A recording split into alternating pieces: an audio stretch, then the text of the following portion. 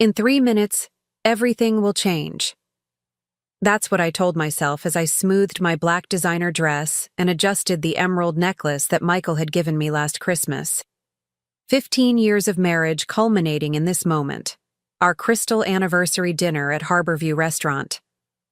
Before we jump back in, tell us where you're tuning in from, and if this story touches you, make sure you're subscribed, because tomorrow, I've saved something extra special for you.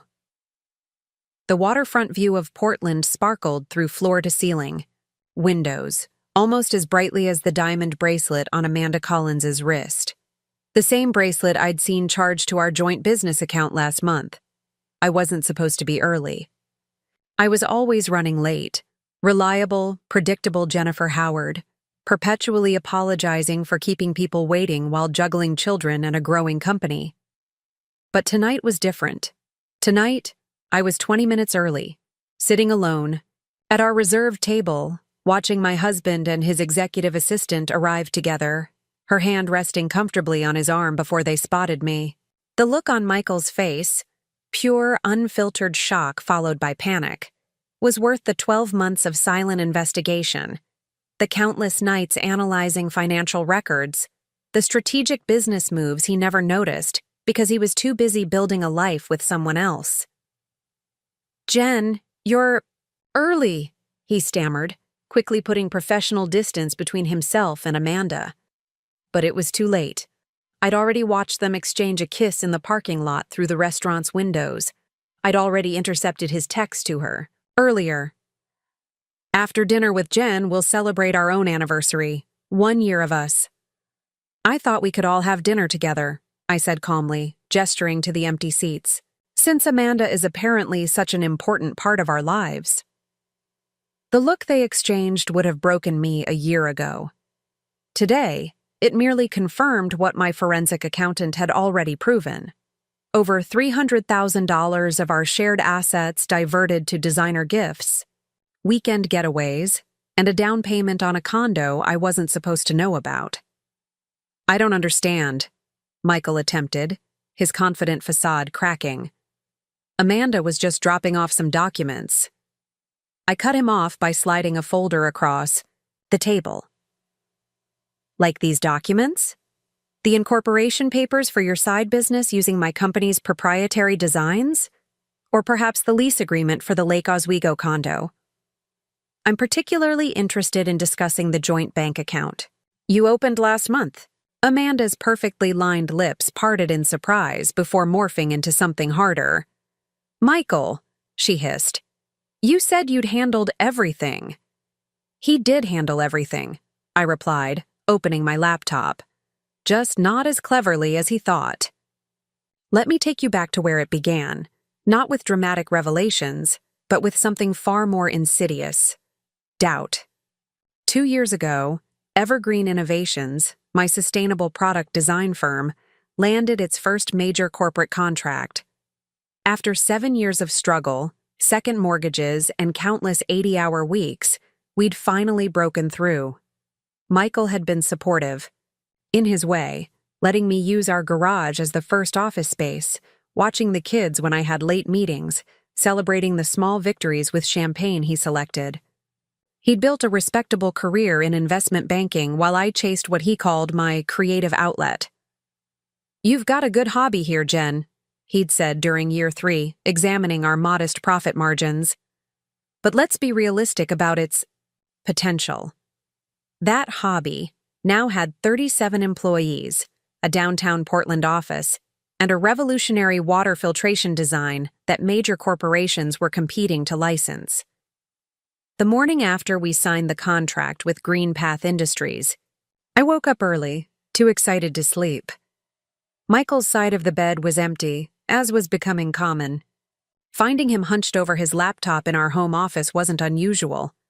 Him slamming it shut when I entered was. "Working early?" I asked, setting down coffee for him, a small gesture from our early days that I still maintained despite our increasingly parallel lives. "Just catching up on some things before the Thompson meeting," he said, accepting the coffee without meeting my eyes. "Congratulations again on the contract." We should celebrate properly this weekend. I nodded, ignoring the unfamiliar cologne, scent that didn't match the bottle in our bathroom, pushing aside the doubt that flickered like a warning light. We'd built a life together. Our beautiful West Hills home with its view of Matt Hood. Our teenagers Tyler and Sophia with their academic achievements and sports trophies. The vacation cabin on the Oregon coast where we'd spent every summer creating memories. Michael had supported my dream in his way. I could overlook small inconsistencies, but as evergreen innovations grew, those inconsistencies multiplied. The Thompson meeting became weekly late nights. The weekend celebrations were increasingly postponed, and Michael's interest in my company's finances grew strangely specific. "Who handles your intellectual property filings?" he asked over a rare dinner together. "You should consider additional protections for that filtration design." I explained our arrangement with a local law firm while noting how his eyes lingered. On his phone, fingers tapping out responses to messages I couldn't see. "And your software developers? They're all in-house? No outsourcing?" Another dinner, another line of questioning that felt less like interest and more like inventory. Tyler noticed it first. Our perceptive 17-year-old, so like me in his attention to detail, mentioned it as we drove to his debate tournament. "Dad's never around anymore," he observed, staring out the window. "And when he is, he's not really there, you know?" I gripped the steering wheel tighter. "He's got a big project at the bank. Things will settle down." Tyler's skeptical glance felt too adult for his teenage face. "Mom, when's the last time Dad asked about Evergreen? Like, really asked, not just that automatic, 'how was work' thing?" The question lingered uncomfortably. When had Michael stopped, listening to my stories about design challenges and employee successes? When had his perfunctory, "That's great, honey," replaced genuine interest? And why hadn't I noticed its absence until my son pointed it out? The first concrete evidence came, disguised as a banking error. While reviewing Evergreen's quarterly financials, Rachel, my executive assistant, flagged an unusual transfer. "Jen, did you authorize a consultation fee to Northwest Analytical?" she asked, placing the statement on my desk. "It's not in our vendor system, and I don't remember any contract." I stared at the $2,500 charge. The company name was vaguely familiar, but we certainly hadn't engaged them. Must be a mistake. I'll look into it. That evening, I mentioned it casually to Michael, over dinner, noting how he paused mid-bite before recovering. "Banking errors happen all the time," he said dismissively. "Just dispute the charge." I did dispute it, but also researched Northwest Analytical. The company had been incorporated just 6 months earlier, with a business address that matched a luxury condo building downtown. Something cold settled in my stomach, but I pushed it aside. I needed more information before jumping to conclusions. The next red flag appeared during Sophia's 15th birthday celebration. Michael received a call that pulled him away from the backyard party. Nothing unusual there. His clients often had financial emergencies. But when I brought a plate of cake to his office, intending to include him despite the interruption, I overheard his conversation. "The patent search is clean. Yes, we can move forward with the prototype. No, there's no risk of overlap. Trust me, I've verified everything personally." He ended the call abruptly when I entered, taking the cake with a distracted thanks before turning back to his computer. Patent searches weren't part of investment banking, and Michael had never shown interest in prototype development. Unless... I returned to the party, smiling for photos and singing "Happy Birthday" while my mind raced. That night, after the house, quieted, I did something I'd never done in 15 years of marriage. I searched Michael's desk. Most drawers contained what I expected: bank statements, insurance policies, our children's school records. But the locked bottom drawer, which yielded to a letter opener with surprising ease, contained something else entirely. Preliminary designs for a water filtration system remarkably similar to Evergreen's proprietary technology. My technology.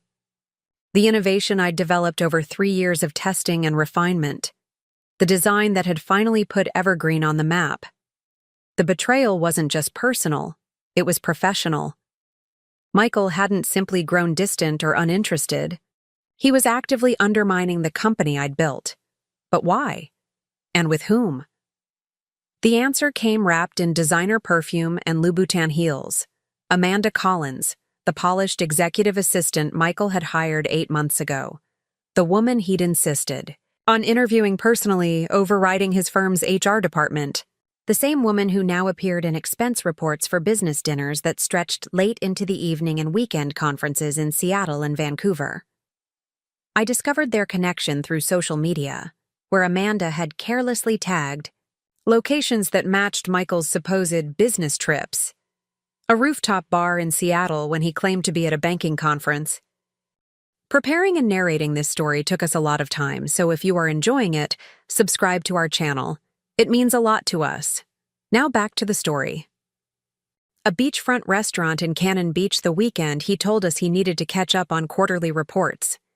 Each discovery should have devastated me. Instead, I felt something unexpected. Clarity. For the first time in years, the inconsistencies made sense. Michael's sudden interest in my company's intellectual property, the mysterious consultation fees, the late nights and weekend absences, the emotional distance that had grown so gradually. I'd hardly noticed its expansion.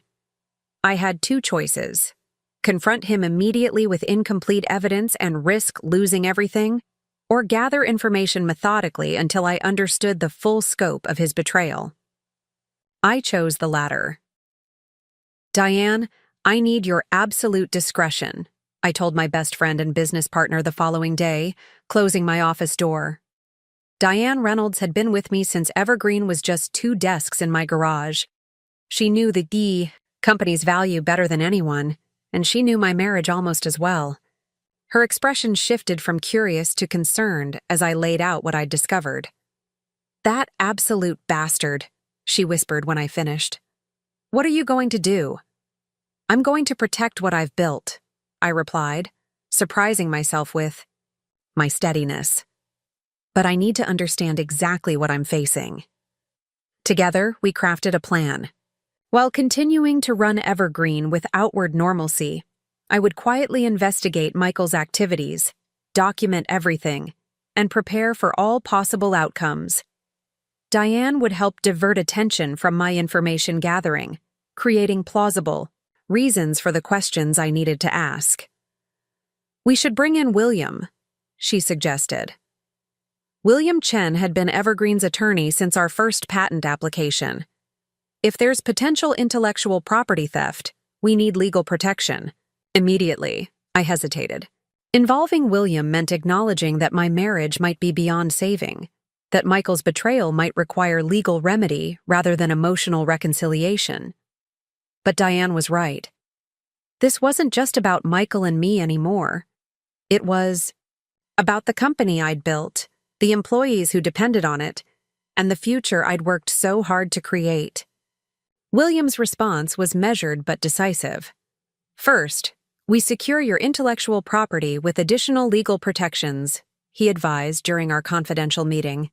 "Second, we monitor for any attempts to use or market similar technology. Third, we document everything, every suspicious transaction, every unusual question, every inconsistency in Michael's behavior." "And if I find concrete evidence of theft?" I asked. William's expression was professionally neutral. "Then we discuss options for both corporate and personal protection." Over the next several months, I became a detective in my own life. I maintained our normal routines, family dinners when Michael was home, parent-teacher conferences for the kids, occasional social events with other couples. But beneath this normalcy, I was meticulously building a case. I hired a forensic accountant who discovered the shell company, Northwest Analytical, was just one of 3 entities Michael had created. Together, they'd received over $300,000 from our personal accounts and Evergreen's business operations through carefully disguised transactions. Money that had funded prototype development, patent applications, and living expenses for a life I wasn't part of. The technology theft became clearer through patent filings I discovered under one of Michael's shell companies. They hadn't simply copied Evergreen's designs. They'd made strategic modifications to avoid direct infringement while still capitalizing on our core innovation. It was clever, calculated, and absolutely deliberate. Most painful was the personal deception. Michael had created a narrative about me within his new relationship. The disinterested wife, too consumed with her hobby business to notice her husband's needs. The distracted mother who prioritized work over family. The convenient excuse for his infidelity and betrayal. I found evidence of this narrative in emails obtained through digital forensics. Messages where Michael painted himself as supportive but neglected, financially generous but emotionally starved. In one particularly revealing exchange with Amanda, he wrote, "Jen's too busy chasing corporate contracts to notice what's happening right under her nose. The irony is, she'll probably thank me for taking this financial burden off her hands once everything's settled." The financial burden was my company, the innovation I'd dedicated my life to building. In Michael's alternate reality, he was rescuing my intellectual property from my own incompetence, redirecting it toward more profitable channels where he and Amanda could benefit from my years of work. As the evidence mounted, so did my strategic planning. William helped me secure additional patents and trademarks to protect Evergreen's intellectual assets. The forensic accountant created a detailed map of Michael's financial maneuvers, identifying vulnerabilities in his scheme. And Diane worked with me to establish contingency plans for Evergreen, ensuring the company could weather whatever storm might come. Through it all, I maintained a careful facade. I asked Michael casual questions about his work, accepted his transparent excuses for absences, and pretended not to notice when he took calls in another room. I needed him complacent, needed him confident that his deception was succeeding. The children were another matter. Tyler's initial observation had evolved into obvious concern. He'd stopped bringing friends home, as if embarrassed by the palpable tension. Sophia retreated into academics and her phone, avoiding family interactions whenever possible. I couldn't tell them the truth, not yet, but I couldn't let them believe they were responsible for the fracturing household either. "Your dad and I are going through some things," I acknowledged during a rare moment when Michael was working late and both kids were home. "But none of it is your fault, and we both love you more than anything." Tyler's skeptical expression matched his tone. "Is that why he missed my debate finals? Because he loves me so much?" "He's dealing with work pressures," I replied automatically, the excuse worn thin from repetition. "He doesn't miss Amanda's birthday parties," Sophia muttered, scrolling through her phone. At my startled look, she elaborated, "It's all over her Instagram. Dad's there in the background of like half her posts from last month." Ice flooded my veins. "Show me." Sophia pulled up several photos, social gatherings where Michael lurked in the background, business events where they stood suspiciously, clothes, restaurant check-ins that matched nights he'd claimed to be working late. Nothing explicitly incriminating, but the pattern was unmistakable to anyone looking for it. "Does everyone know?" I asked, my voice steadier than I felt. Sophia shrugged with teenage-affected indifference that couldn't quite mask her hurt. "Katie, Morgan's mom asked me about it at soccer practice. Said it was such a shame with fake sympathy voice." The humiliation burned, not just for me, but for my children, forced to navigate social fallout from their father's choices. The careful investigation I'd been conducting suddenly felt too slow, too methodical. I wanted to confront Michael immediately, to end the charade that was causing my children pain. But William's voice echoed in my mind. Emotional reactions rarely yield optimal outcomes. Strategic patience almost always does. I reminded myself that this wasn't just about exposing a cheating husband. It was about protecting a business, securing intellectual property, and ensuring financial stability for myself and my children. I needed to follow the plan. "I'm handling it," I told my children, drawing them into a tight hug. "I promise I'm handling everything." The final confirmation came from an unexpected source. Catherine Grant, wife of Michael's business partner Thomas, cornered me at a charity auction with wine-loosened inhibitions and misplaced compassion. "Jennifer, I've wanted to say something for months," she began, her expensive perfume not quite masking the scent of Chardonnay. "Thomas thinks I should stay out of it, but if it were me, I'd want to know." My heart raced, but I kept my expression neutral. "Know what, Catherine?" "About Michael and that assistant," she whispered, glancing around the crowded ballroom. "The condo in Lake Oswego. The business they're starting together. It's not right what he's doing to you." I took a deliberate sip of my sparkling water. "I appreciate your concern, Catherine. Truly." She blinked, confused by my calm response. "You're not upset?" "Information is never the enemy," I replied. "What people do with it determines its value." Catherine retreated in confusion, no doubt expecting tears or confrontation. Instead, she'd given me the final piece I needed: external confirmation of the Lake Oswego condo I'd already discovered through financial records. A property purchased through one of Michael's shell companies, furnished with items charged to our joint credit card, and apparently common knowledge among his business associates. That night, I compiled everything I'd gathered over months of investigation. Financial records showing the diverted funds, patent applications that mirrored Evergreen's technology, emails discussing plans to launch a competing company, social media evidence of the ongoing relationship, and statements from people like Catherine who could testify to what they'd witnessed. The folder was comprehensive, methodical, and damning. All that remained was to determine the time and place for its revelation. Our crystal anniversary provided the perfect opportunity. 15 years of marriage traditionally celebrated with crystal, clear, fragile, and easily shattered.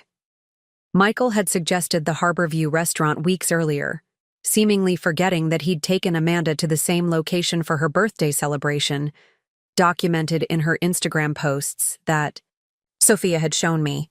"The most important milestone yet," he'd called it, in a rare moment of attentiveness. "We should celebrate properly." I agreed with more enthusiasm than I'd shown in months, watching as relief flooded his features. He believed I remained oblivious, that his performance of the devoted husband for one evening would reset any doubts I might harbor. His confidence made him careless, scheduling dinner with Amanda immediately after our celebration, coordinating their stories through texts he no longer bothered to hide, believing I would never arrive early because I never had before. Which brings us back to that crystal anniversary dinner, with Michael standing frozen beside his mistress, staring at the folder I'd placed before him, and Amanda Collins hissing accusations about promises unkept. "I don't understand," he repeated, desperation creeping into his voice. "This was supposed to be our anniversary dinner." "It still is," I replied calmly. "Just not the celebration you expected." I could have confronted Michael immediately, thrown accusations and evidence in a public meltdown that would have satisfied some primitive need for emotional catharsis. But vengeance wasn't my goal. Protection was. "Please sit down," I told them both, gesturing to the chairs across from me. "The reservation's for 3. I took the liberty of adjusting it this morning." Amanda started to back away. "I should go. This is between you two." "Actually, it's between the 3 of us," I corrected her, opening my laptop. "Since you're an integral part of Northwest Analytical, Clearwater Solutions, and Portland Environmental Technologies, all companies built with my intellectual property and funded with my company's resources." The color drained from Michael's face as I turned the screen toward them, displaying a flowchart of their corporate structure created by the forensic accountant. Every shell company, every financial transaction, every connection meticulously documented. "That's not," Michael began, but Amanda cut him off. Lawyer, she snapped at him. We need to call James right now. I nodded appreciatively. Good. Instinct, Amanda. Legal counsel would be appropriate given the circumstances. I've already consulted mine. I slid business cards across the table. William Chen will be handling the intellectual property claims. Rebecca Matthews is managing the divorce proceedings. And the Portland Police Department has an open file regarding the financial fraud. The detective's contact information is there as well. Michael stared at the business cards as if they might explode. Police? Jen, you're overreacting. This is just a misunderstanding. A $300,000 misunderstanding? I interrupted, my voice still unnervingly calm. Or perhaps you're referring to the patent applications that mysteriously mirror Evergreen's proprietary technology. Maybe the misunderstanding. Is the condo lease listing both of you as occupants, paid for with our joint funds? Amanda's composure cracked first. You said she didn't know anything, she accused Michael. You promised me she was clueless. She was, he muttered, then caught himself. I mean, there's nothing to know. Jennifer, you're making connections. That don't exist. I turned to Amanda. He told you I was clueless? That I wouldn't notice hundreds of thousands of dollars missing or my own technology being stolen? I smiled without warmth. Did he mention I built a multi-million-dollar company? From nothing while raising our children? Does that sound like someone who doesn't pay attention to details? Doubt flickered across her face as she reassessed me. Gone was the distracted, frumpy wife Michael had described in their emails. Instead, she faced a woman who had methodically documented their every move while building contingency plans they hadn't imagined. Michael tried a different approach. Let's not discuss this here, he suggested, glancing nervously at nearby diners. We can talk privately, find a reasonable solution for everyone. Like the solution you planned for me? I asked mildly. I've read your emails discussing how to push me out of my own company, Michael. The ones where you explain to Amanda how my emotional attachment to Evergreen makes me vulnerable to manipulation. Your strategy was comprehensive, if ethically bankrupt. A waiter approached with menus, sensing the tension but professionally ignoring it. Would you like to order drinks to start? I'll have sparkling water, I replied pleasantly.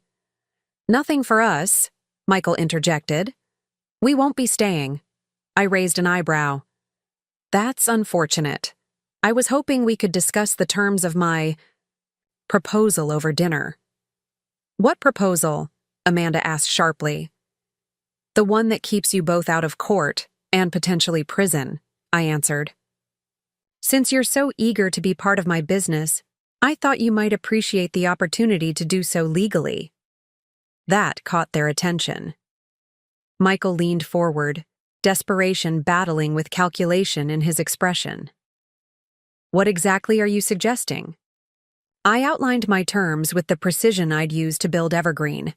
Full financial restitution of all diverted funds, signed agreements transferring any competing patents or technologies back to my company, Michael's resignation from Northwest, financial to eliminate ongoing conflicts of interest, and a divorce settlement that acknowledged his attempted theft.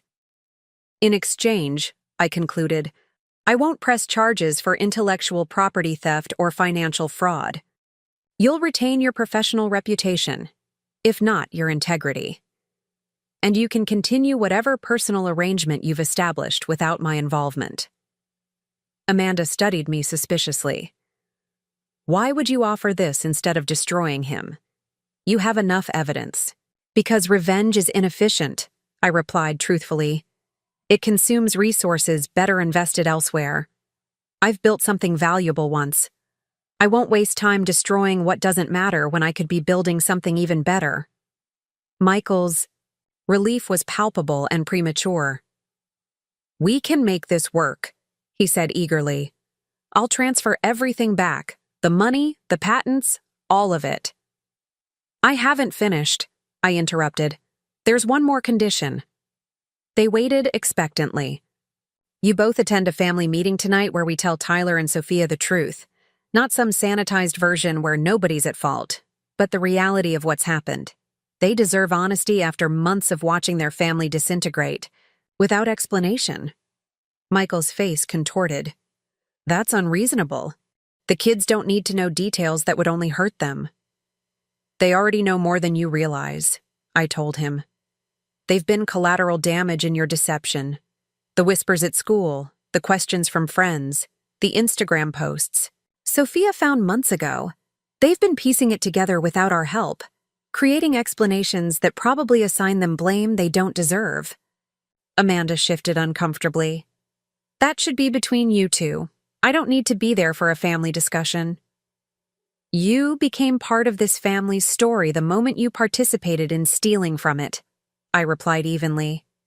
Your presence isn't a request. It's a requirement of the agreement.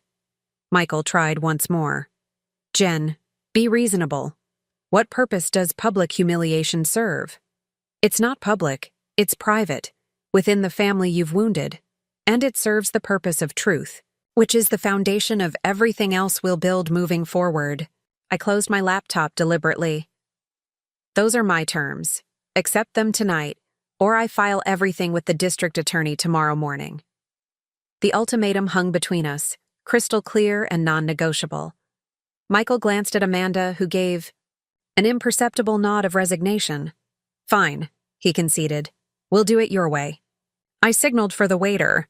I'll have the check, please. It seems we won't be dining after all. As we gathered our things in tense silence, Michael attempted one final manipulation.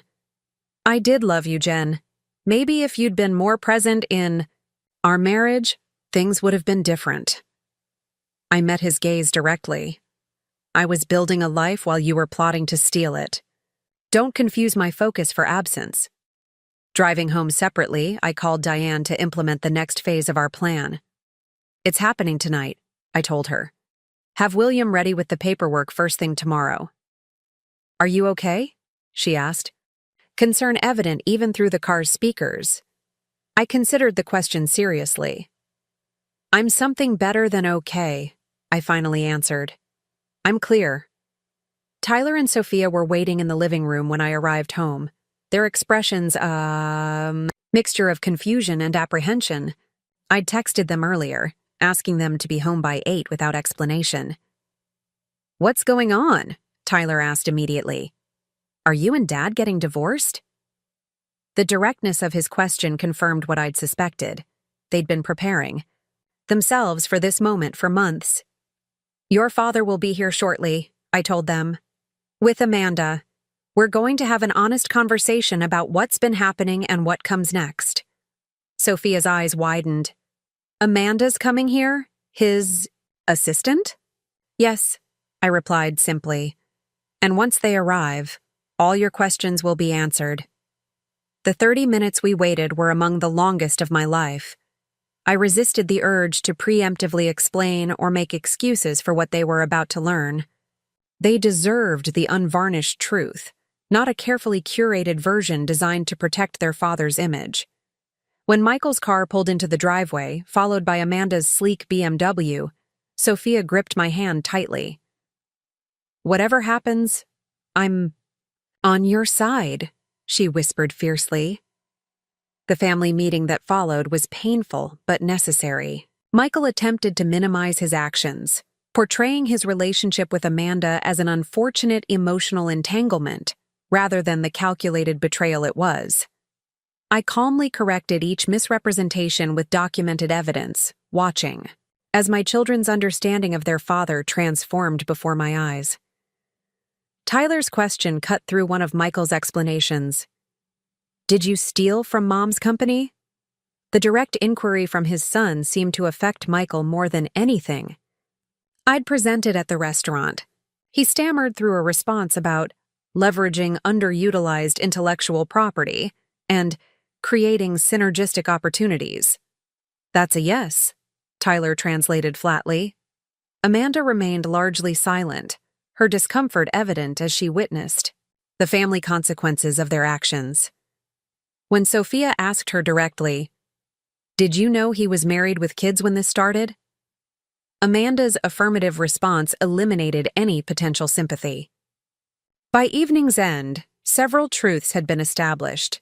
Michael and I would divorce, he would comply with all my legal and financial terms, the children would remain primarily with me but have appropriate access to their father, and Amanda would honor my intellectual property rights moving forward.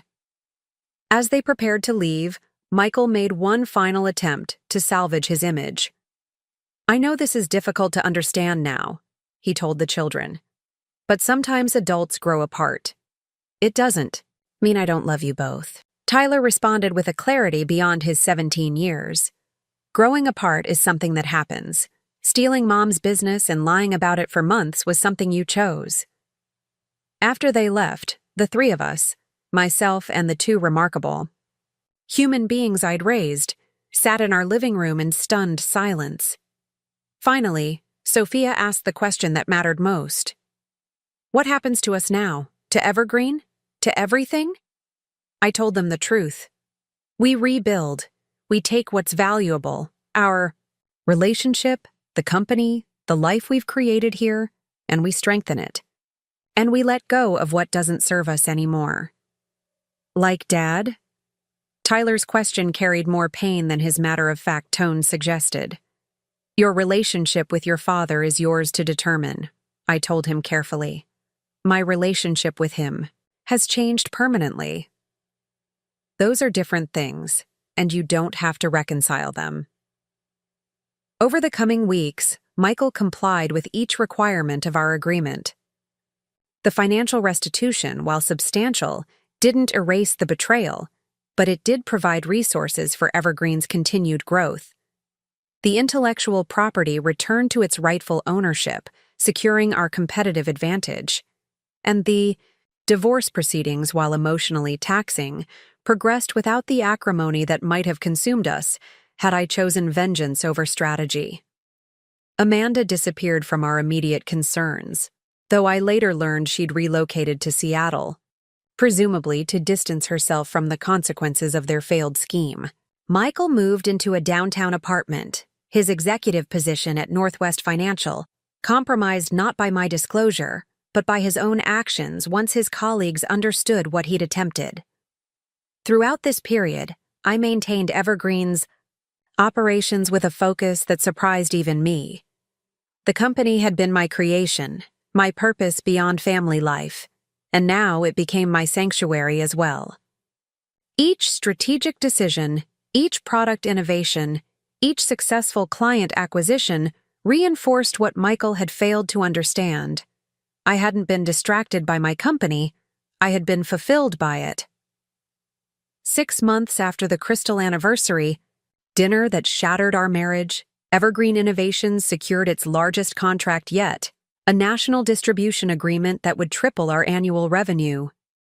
The executive team gathered in our conference room to celebrate, champagne flowing as we toasted the achievement. "To Jennifer Howard," Diane announced, raising her glass, "who built something extraordinary while facing extraordinary challenges." The applause from my colleagues, people who had witnessed my professional journey without knowing all the personal details, brought unexpected tears to my eyes. Not from sadness or lingering hurt, but from the profound realization that I had never been the woman Michael described in those damning emails. I hadn't been distracted or incompetent or blind. I had been focused, capable, and strategic. Qualities that served me in business and, ultimately, in protecting myself from betrayal. Later that evening, as I sat on my back deck watching the sunset paint Mount Hood in brilliant oranges and pinks, Tyler joined me with 2 glasses of lemonade.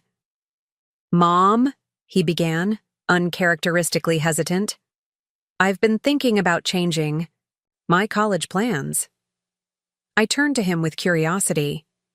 He'd been set on attending his father's alma mater since childhood, a path Michael had encouraged with stories of fraternity adventures and business connections.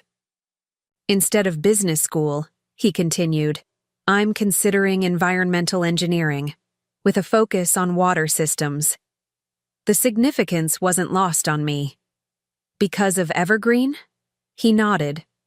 watching you build something that actually helps people, that solves real problems.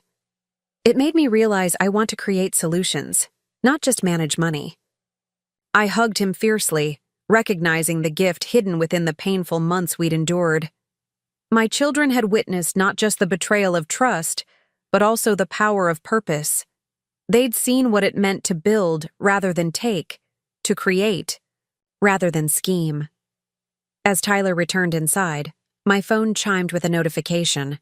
A text from Michael, our communication now limited to practical matters regarding the children or final divorce details. Heard about the distribution contract.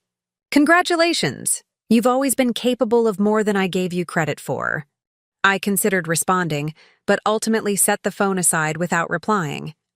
His acknowledgement, while accurate, wasn't necessary for my journey forward. I didn't need external validation of what I already knew to be true. The empire I'd built, both.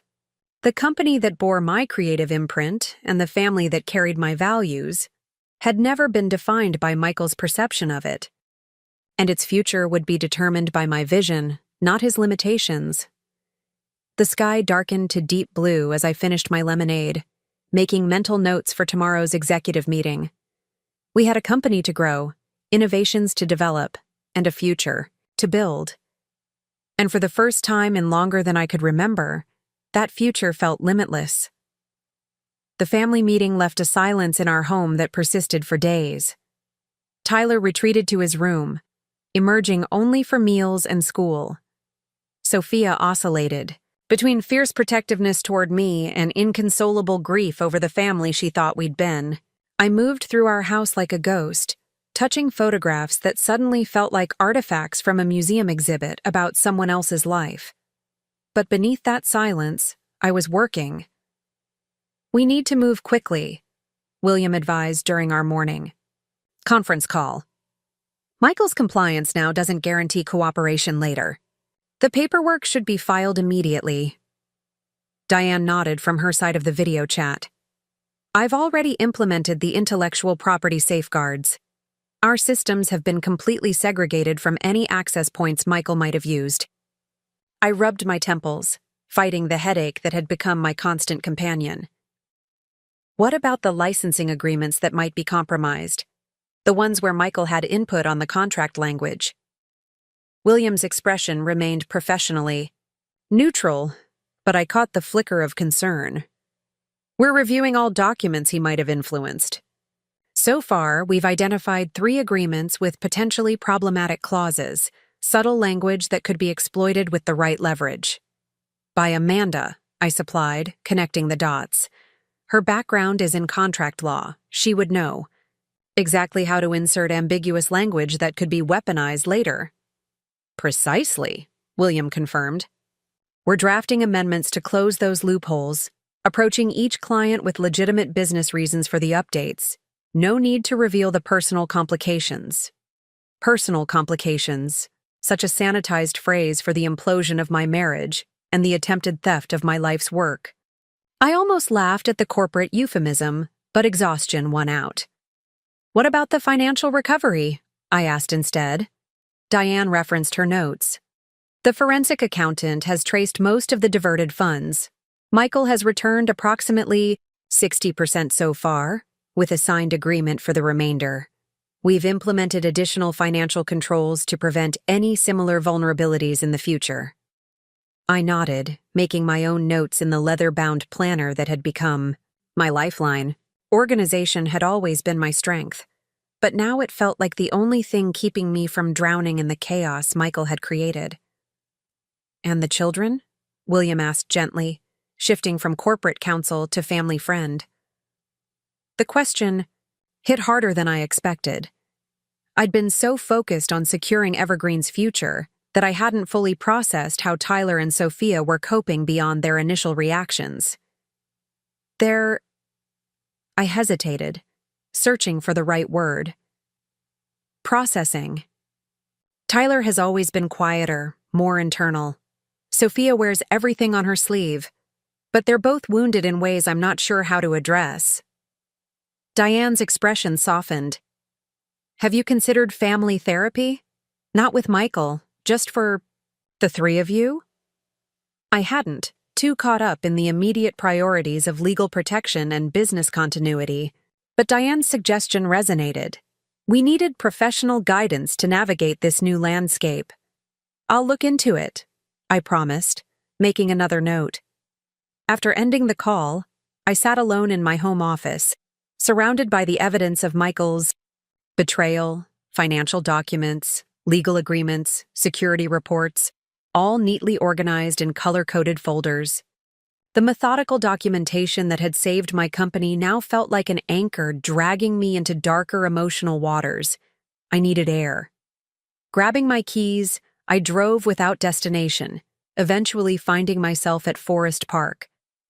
The familiar trails had been our family's weekend ritual during the early years, before Michael's banking career demanded weekend networking, and the children's activities filled our schedules. I hadn't visited in months, maybe years. The damp Pacific Northwest air filled my lungs as I walked, fallen leaves cushioning each step. The physical movement loosened something tight in my chest, creating space for thoughts I'd been suppressing beneath tactical planning. I was angry, not just at Michael's betrayal, but at myself for not recognizing it sooner. The signs had been there, his diminishing interest in my company except for specific technical aspects, his defensiveness when questioned about late nights, his subtle criticisms that gradually eroded my confidence. I'd attributed these changes to normal marital evolution, to the stresses of raising teenagers and managing dual careers. But that rationalization crumbled beneath the weight of evidence. Michael hadn't grown distant because of external pressures. He'd created distance deliberately to facilitate his deception. Each late-night client meeting had been carefully planned, each business trip meticulously orchestrated. The emotional withdrawal hadn't been an unfortunate side effect of a busy life, it had been strategic. Rain began falling, gentle at first, then heavier, matching the tears I finally allowed myself. Alone on the forest trail, I surrendered to grief. Not just for my marriage, but for the years spent trusting someone who had calculated his betrayal with the same precision I used to design Evergreen's innovative products. I cried until physical. Exhaustion matched my emotional state, then found a sheltered bench and sat, watching raindrops create concentric circles in puddles. The mathematical precision was oddly comforting. Cause and effect, action and reaction, predictable patterns in natural chaos. My phone buzzed with a text from Sophia. "Where are you? Tyler and I are worried." I hadn't realized how much time had passed. "Forest Park," I replied. "Needed some air, heading home soon." "Wait," she texted back immediately. "We'll come to you, Tyler's driving." 20 minutes later, my children found me still sitting on the rain-soaked bench. Without words, they settled beside me, Sophia linking her arm through mine while Tyler offered a thermos of hot coffee he'd brought. "We used to come here all the time," Sophia observed, looking around at the mist-shrouded trees. "Remember when Tyler got poison oak because Dad said that vine was definitely safe to touch?" A small laugh escaped me at the memory. "He scratched for weeks." "Worth it," Tyler said with the hint of a smile. "Dad had to take me for ice cream every day as an apology." The mention of Michael created a momentary tension that Sophia broke with her characteristic directness. "We've been talking," she began, glancing at her brother for confirmation. "About everything. About what happens next." I braced myself, uncertain what conclusions they'd reached. "And?" "We want to stay with you," Tyler stated firmly. "Full time. We'll visit Dad because we should, but home is with you." Relief flooded me. I'd been prepared to honor whatever arrangement they preferred, even if it meant equal time with Michael. But their choice eased an anxiety I hadn't fully acknowledged. "We also think you should keep the house," Sophia added. "He doesn't deserve it after what he did." "These decisions aren't yours to make," I reminded them gently. "The legal process will determine—" "Mom," Tyler interrupted, uncharacteristically assertive. We're not kids anymore. We're old enough to have opinions about where we live and who we trust. The maturity in his voice struck me. When had my cautious, quiet son developed such clarity? Perhaps the same crucible that was breaking me down was forging something stronger in my children. Diane sent us pamphlets about a family therapist, Sophia admitted. We already called and made an appointment for next week, all three of us. I stared at her in surprise. You did what? We figured you were handling everything else, Tyler explained with a shrug. So we could handle this part? My children's initiative both humbled and heartened me. While I'd been focusing on securing our financial and legal future, they'd been addressing our emotional one. They weren't passive victims of Michael's betrayal. They were active participants in our family's recovery. Well, I said, fighting a fresh wave of tears, thank you for taking that initiative. Sophia squeezed my arm. We got your back, Mom, always. We sat together as the rain eased. 3 people at the beginning of a journey none of us had chosen, but all were determined to navigate with grace. The path forward remained uncertain, but for the first time since discovering Michael's betrayal, I felt something approaching hope. That feeling carried me through the following weeks as our new reality took shape. The initial divorce filing proceeded without Michael's contestation, a small mercy given the overwhelming evidence I'd compiled. His legal compliance, however, didn't extend to emotional accountability. In conversations with the children, he continued minimizing his actions and subtly shifting blame. Your mother was always more committed to Evergreen than to our family, he told them during their first weekend visit to his new apartment. I made mistakes, but I felt lonely for years before Amanda. Sophia reported this comment during our second family therapy session with Dr. Elena Rivera, a compassionate woman with an uncanny ability to create safe spaces for difficult truths. And how did that make you feel? Dr. Rivera asked her. Sophia twisted her friendship bracelet, a nervous habit since childhood. Angry and confused. Because Mom worked a lot, but she never missed my dance recitals or Tyler's debates. She was always there for the important stuff. Yeah, Tyler agreed. Dad's the one who started skipping things. Remember when he couldn't come to my science fair because of a client emergency? Now I wonder if that was even true. The therapist turned to me. Jennifer, how do you feel hearing your children's observations? I considered my answer carefully, conscious of balancing honesty with appropriate boundaries. Validated, I admitted finally. And sad that they're questioning every excuse their father ever gave them. That's an unfair burden for them to carry. It's not a burden we're carrying because of you, Tyler clarified. It's because of what he did. Dr. Rivera nodded. That's an important distinction, Tyler. Acknowledging where responsibility truly lies is part of healthy processing. These sessions became our weekly anchor, a protected time when the 3 of us could express fears and frustrations without judgment. Dr. Rivera helped us develop communication tools for navigating our new family dynamics, emphasizing that relationships could be redefined rather than simply broken. Your family isn't ending, she reminded us. It's transforming. And transformation, while painful, can ultimately lead to something stronger than before. I wanted to believe her, especially on days when the weight of Michael's betrayal threatened to crush my rebuilt confidence. Those moments still ambushed me occasionally, finding his forgotten cufflink in a drawer, overhearing colleagues mention his name, driving past restaurants where we'd celebrated anniversaries. Each reminder triggered a cascade of doubt. How had I missed the signs? What could I have done differently? Was I partly responsible for the breakdown of our marriage? Dr. Rivera challenged these intrusive thoughts directly.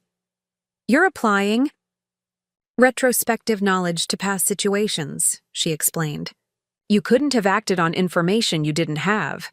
And more importantly, Michael's choices were his responsibility, not yours. Intellectually, I understood this reasoning. Emotionally, acceptance came more slowly, in fragmented moments, of clarity that gradually accumulated into a new perspective. One such moment occurred during a quarterly business review with Evergreen's leadership team. We were discussing the water filtration technology that Michael had attempted to steal, the innovation that had triggered his betrayal. "The patent applications are secure," our IP specialist confirmed, "but the real value isn't in the current design. It's in Jennifer's vision for its evolution." "Exactly," agreed our head of R&D. "The filtration system itself is impressive, but Jennifer's integration concept is what makes it revolutionary. That's something that couldn't be stolen because it exists primarily in her mind."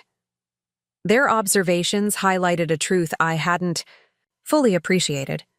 While Michael could duplicate documents and designs, he couldn't replicate the creative insight that generated them. He had attempted to steal the products of my imagination without understanding the imagination itself was the true asset. That realization liberating. My value wasn't contained in the intellectual property Michael coveted, but in the ongoing capacity to innovate that remained uniquely mine. He could take snapshots of my creation process, but not the process itself. This perspective shifted my approach to rebuilding. Instead of focusing solely on protecting what I'd already created, I redirected energy toward new innovations, the next generation of sustainable solutions that would establish Evergreen's market leadership for years to come. "I want to accelerate development on the commercial applications," I announced during our next executive meeting. "The residential market is secure, but there's untapped potential in municipal systems." Diane raised an eyebrow. "That's a significant pivot.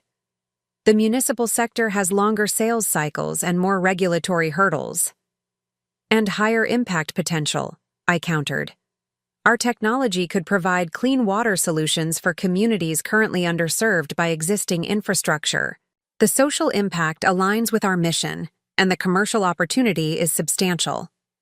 The team exchanged glances, likely wondering if this ambitious proposal represented genuine strategic thinking or a reaction to recent personal trauma. I couldn't blame their skepticism. I'd questioned my own decision-making capacity during the darkest days following Michael's betrayal. "I understand your concerns," I acknowledged. "And yes, my perspective has evolved recently, but not in the way you might fear. I've realized we've been thinking too conservatively, limiting our vision to what seemed immediately achievable. I'm proposing we think bigger, not from desperation, but from confidence in what we've already proven we can accomplish." Diane studied me for a long moment before breaking into a slow smile. "Well, I'll be damned. You're not running from something. You're running toward something." "Exactly," I confirmed, relief washing through me as my closest ally recognized the distinction. "Now who's with me?" The unanimous support from my leadership team reinforced what Dr. Rivera had been trying to help me see. Betrayal had wounded me, but not diminished me. If anything, removing Michael's subtle undermining had created space for more authentic confidence to emerge. This professional momentum paralleled progress in our personal lives. Tyler and Sophia settled into routines that accommodated our new reality without being defined by it. They maintained contact with Michael through scheduled visits and phone calls, establishing boundaries that protected their emotional well-being while preserving the relationship. "It's weird," Sophia confessed one evening as we prepared dinner together, another ritual that had evolved since the separation. "I'm still mad at Dad, but I don't want to hate him forever. Is that okay?" I paused in chopping vegetables, considering her question carefully. "Of course it's okay. Your relationship with your father is separate from my relationship with him. And forgiveness doesn't mean forgetting or excusing what happened." She nodded, processing this nuance. Dr. Rivera said something similar, that forgiveness is really about freeing ourselves, not the other person. "She's very wise," I agreed, impressed by my daughter's emotional intelligence. At 15, Sophia was navigating complex emotional terrain with a maturity that humbled me.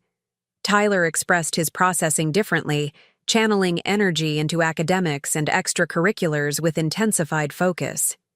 His debate team advanced to state finals, his arguments sharpened by newfound understanding of human motivation and ethical complexities. Ms. Harrington, his debate coach told me during a competition, Tyler's performance this season has been remarkable. His arguments show a depth of perspective I rarely see in students his age. I watched my son methodically dismantle his opponents, position on corporate ethical responsibility, his points structured with the same precision I applied to business strategies. He's had to grow up quickly this year, I replied, pride mingling with regret that circumstances had accelerated his maturation. Whatever the catalyst, the coach observed, he's channeling it constructively. That's a testament to his character, and yours.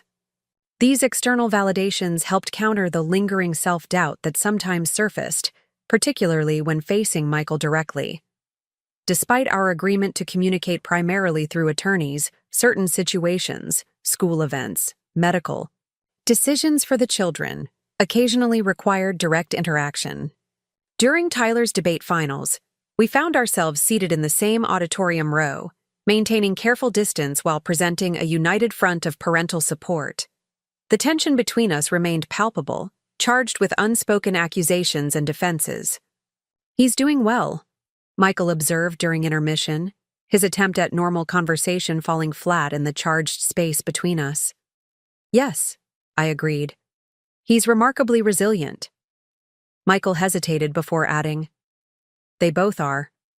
Like their mother.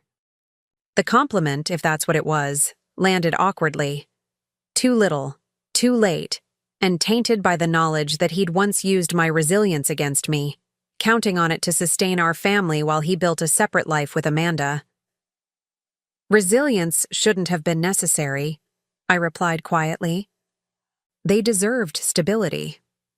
His expression tightened. I'm trying, Jennifer. I'm attending every therapy session the mediator recommended. I'm following all the court stipulations. What more do you want from me? The question ignited an anger I thought I'd processed. What do I want? I repeated, keeping my voice low despite the emotion surging through me. I wanted a husband who wouldn't steal from me while sleeping with his assistant. I wanted a father for my children who wouldn't use them as alibis for his affair. I wanted the partner I thought I married, not the manipulator you turned out to be. Michael's face flushed, his jaw clenching in the familiar way that once signaled impending argument. But instead of firing back, he exhaled slowly. I deserved that, he acknowledged. And more. I know it doesn't change anything, but I am sorry, Jennifer.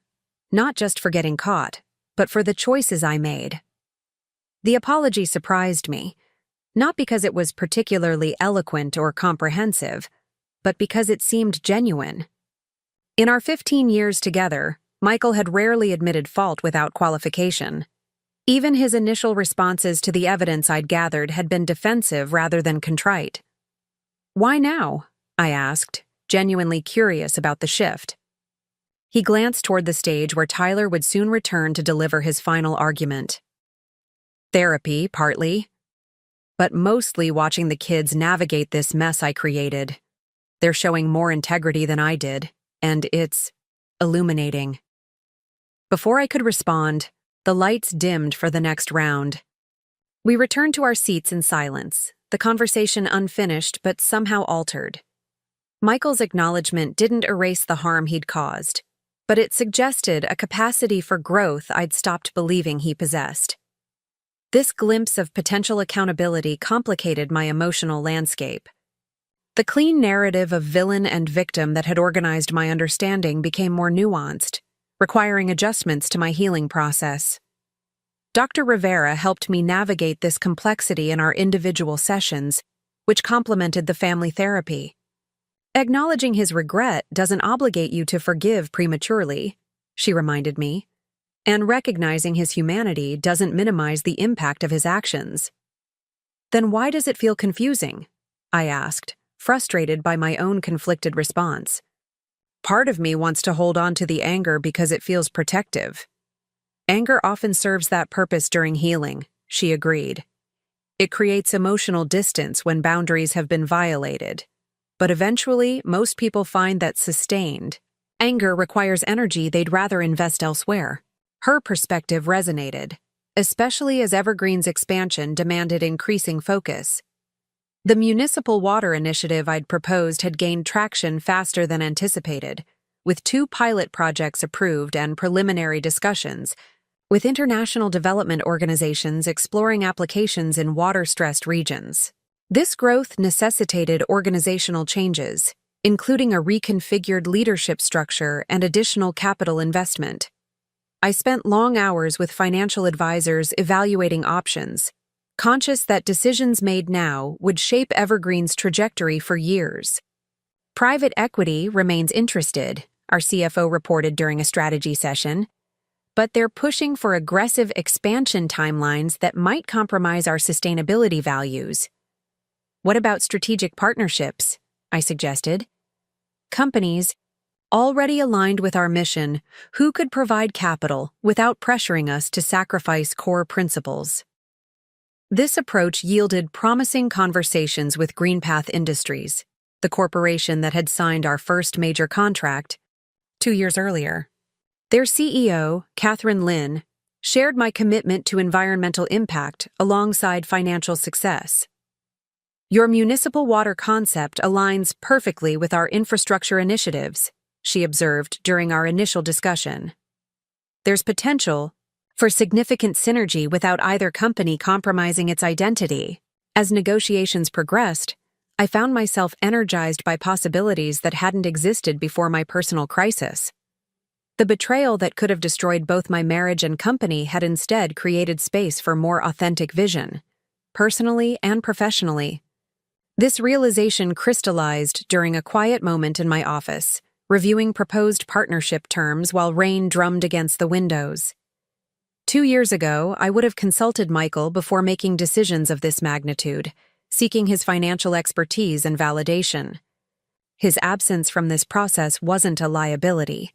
It was liberation from subtle undermining I hadn't fully recognized until it vanished. I remembered his dismissive assessment when Evergreen secured its first small commercial contract. Impressive for a side project, but don't get too excited. The big players won't take you seriously without significant capital behind you. At the time, I'd accepted his tempering of my enthusiasm as pragmatic wisdom from his banking experience. Now I recognized it as something else. Limitation disguised as guidance, doubt masquerading as protection.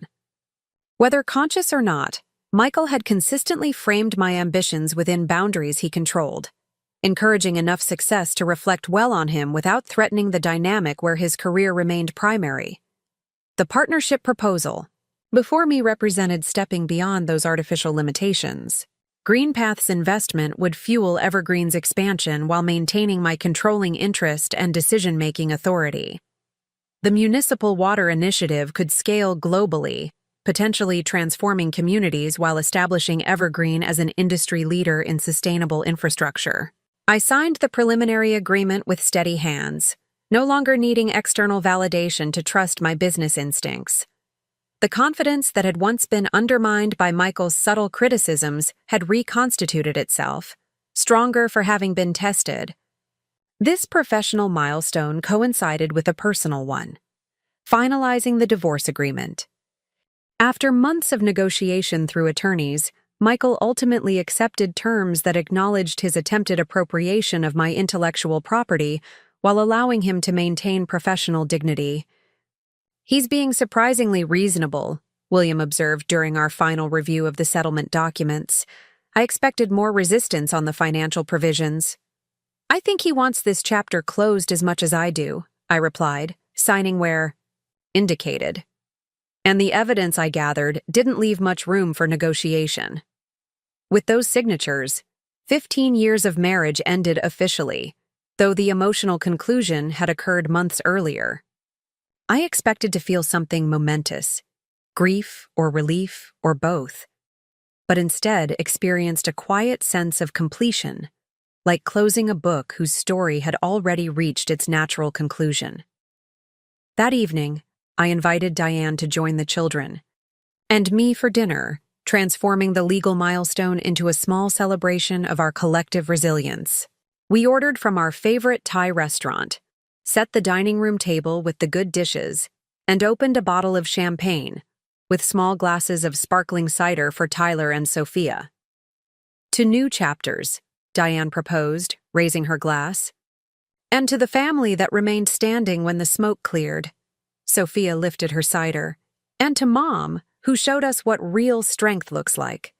Tyler, never comfortable with emotional declarations, added simply, to moving forward.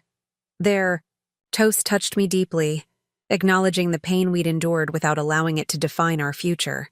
We had survived Michael's betrayal not just intact, but somehow expanded. More authentic in our connections, more intentional in our choices, more appreciative of the bonds that remained unbroken. Later, after Tyler and Sophia had retreated to their rooms and Diane had gone home, I sat alone on our back deck, watching stars emerge above Portland's city lights. The spring air carried the scent of blooming jasmine from the garden I'd started after the separation. A small act of reclamation, planting something new in soil that had lain dormant during my marriage. My phone buzzed with a text from Catherine. Lynn. Partnership papers filed today. Looking forward to transforming the water infrastructure landscape together. Your vision is inspiring. I smiled at the affirmation that would once have seemed impossible. Not just the business achievement, but the recognition of my vision as a driving force rather than a creative outlet, as Michael had often characterized it. The journey from his betrayal to this moment hadn't been linear or simple, but its direction had been consistently upward. A notification from our home security system interrupted my reflection. A car approaching the driveway. The camera feed showed an unfamiliar vehicle stopping briefly before continuing past our house. Nothing concerning, but the momentary intrusion reminded me of lessons learned through trauma, the importance of boundaries, the value of vigilance, the necessity of protecting what matters most. I'd applied those lessons in rebuilding both my personal life and evergreen innovations. The company that had once been vulnerable to Michael's manipulation was now structurally reinforced against similar threats. The family that had nearly fractured under the weight of his betrayal had reconstituted itself with stronger bonds, and I had emerged with clearer vision about my own worth and capabilities. The evening's quiet was broken by Sophia's voice from the doorway. Can't sleep? She asked, wrapping herself in a blanket as she joined me on the deck. Just thinking, I replied, making room for her on the outdoor sofa. About how much has changed this year. She leaned against my shoulder, her warmth a tangible reminder of what remained constant despite everything that had shifted. Good changes or bad ones? I considered her question seriously. Both, but mostly good ones, in the long run. We've all grown in ways we might not have otherwise. That's what Dr. Rivera calls post-traumatic growth, Sophia observed. When bad stuff happens, but you end up stronger because of it. I smiled at my daughter's casual wisdom. Exactly, though I wouldn't have chosen this particular growth catalyst. Me neither, she agreed. But I like who we're becoming, especially you, Mom. Me? I turned to study her expression. Yeah, you're different now, more confident or something, like you don't second-guess yourself the way you used to. Her perception startled me. I hadn't realized my internal recalibration was visible to others, especially my children. I didn't know it showed. It totally shows, she assured me. Tyler and I were talking about it yesterday. How you used to always check with Dad before making decisions, even though you were usually right in the first place. Now you just know what you want and go for it. Her observation captured precisely what had changed, not just circumstantially, but essentially. Michael's betrayal had forced me to trust my own judgment when his proved fatally flawed. That necessity had become liberation, revealing strengths that had always existed beneath layers of accommodation and compromise. I'm still figuring it out, I admitted. Some days are harder than others. "That's okay," Sophia replied with the simple certainty of youth. "We're all figuring it out together." We sat in comfortable silence as the night deepened around us. Mother and daughter at the midpoint of a journey neither of us had chosen, but both were navigating with growing confidence. The path forward remained imperfect and occasionally uncertain, but unmistakably ours, shaped by our choices rather than Michael's betrayal. And in that moment, watching stars with my daughter while my son slept safely inside and my company expanded beyond previous imagination, I recognized the ultimate truth of this difficult chapter. Michael's greatest miscalculation hadn't been underestimating my business acumen or investigative persistence, but failing to understand that the empire he attempted to steal was never contained in patents or products. It existed in resilience, in creativity, in relationships built on authentic connection rather than manipulation, in the capacity to transform betrayal into growth and limitation into possibility. He had tried to appropriate what I'd built without recognizing that the true power lay in the ability to build in the first place, an ability that remained uniquely mine, strengthened rather than diminished by the very challenges intended to defeat it. That realization wasn't just healing, it was transformative. The business empire I continued building would reflect this hard-won wisdom, not just in its structure and strategies, but in its fundamental purpose, creating solutions that expanded possibility rather than exploiting vulnerability. The personal life I was reconstructing would embody the same principles, with boundaries that protected without isolating and connections that supported without constraining. As Sophia eventually returned inside and I prepared to follow, I paused for one final moment under the stars, acknowledging both the pain and possibility of this pivotal year. The anniversary dinner that had revealed Michael's betrayal had indeed changed everything, just not in the way he and Amanda had planned. Their demand for half of what I'd built had catalyzed a reckoning that ultimately doubled its value. Not through vengeance or retribution, but through the clarity that comes from removing what no longer serves growth. Like pruning damages branches. To strengthen the whole tree, eliminating Michael's toxic influence had created space for more authentic flourishing, personally and professionally. That growth continued unfolding, its direction determined not by what had been lost, but by what remained uncompromised. My vision, my values, and my capacity to build something meaningful from whatever materials life provided. Even the broken pieces of betrayal. The Green Path partnership transformed Evergreen from a promising regional company into a national contender almost overnight. With Catherine Lynn's backing, we secured municipal contracts in 3 major West Coast cities, each implementation serving as a showcase for our water filtration technology. Suddenly, I wasn't just running the business I'd built from my garage. I was leading a rapidly expanding enterprise with real-world impact that stretched far beyond Portland. The Sacramento implementation is exceeding efficiency projections. By 17%, Rachel reported during our quarterly review meeting. Their utility department is already asking about expanding to additional districts. Diane nodded appreciatively. And the Portland pilot has generated inquiries from 5 other municipalities. We're going to need a dedicated government relations team if this momentum continues. I studied the growth projections on my tablet, a mixture of pride and apprehension washing over me. The numbers represented validation of everything I'd fought to protect from Michael's attempted theft, but they also signaled a fundamental shift in Evergreen's scale and complexity. We were approaching an inflection point that would require significant organizational changes and force me to evolve as a leader. We need to restructure, I acknowledged, setting down my tablet. Our current management approach won't scale with this growth trajectory.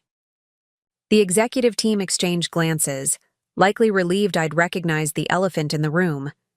Evergreen had operated as an extension of my vision since inception, with decision-making centralized around my direct involvement. That model had worked when we were smaller, but it had become a bottleneck to expansion.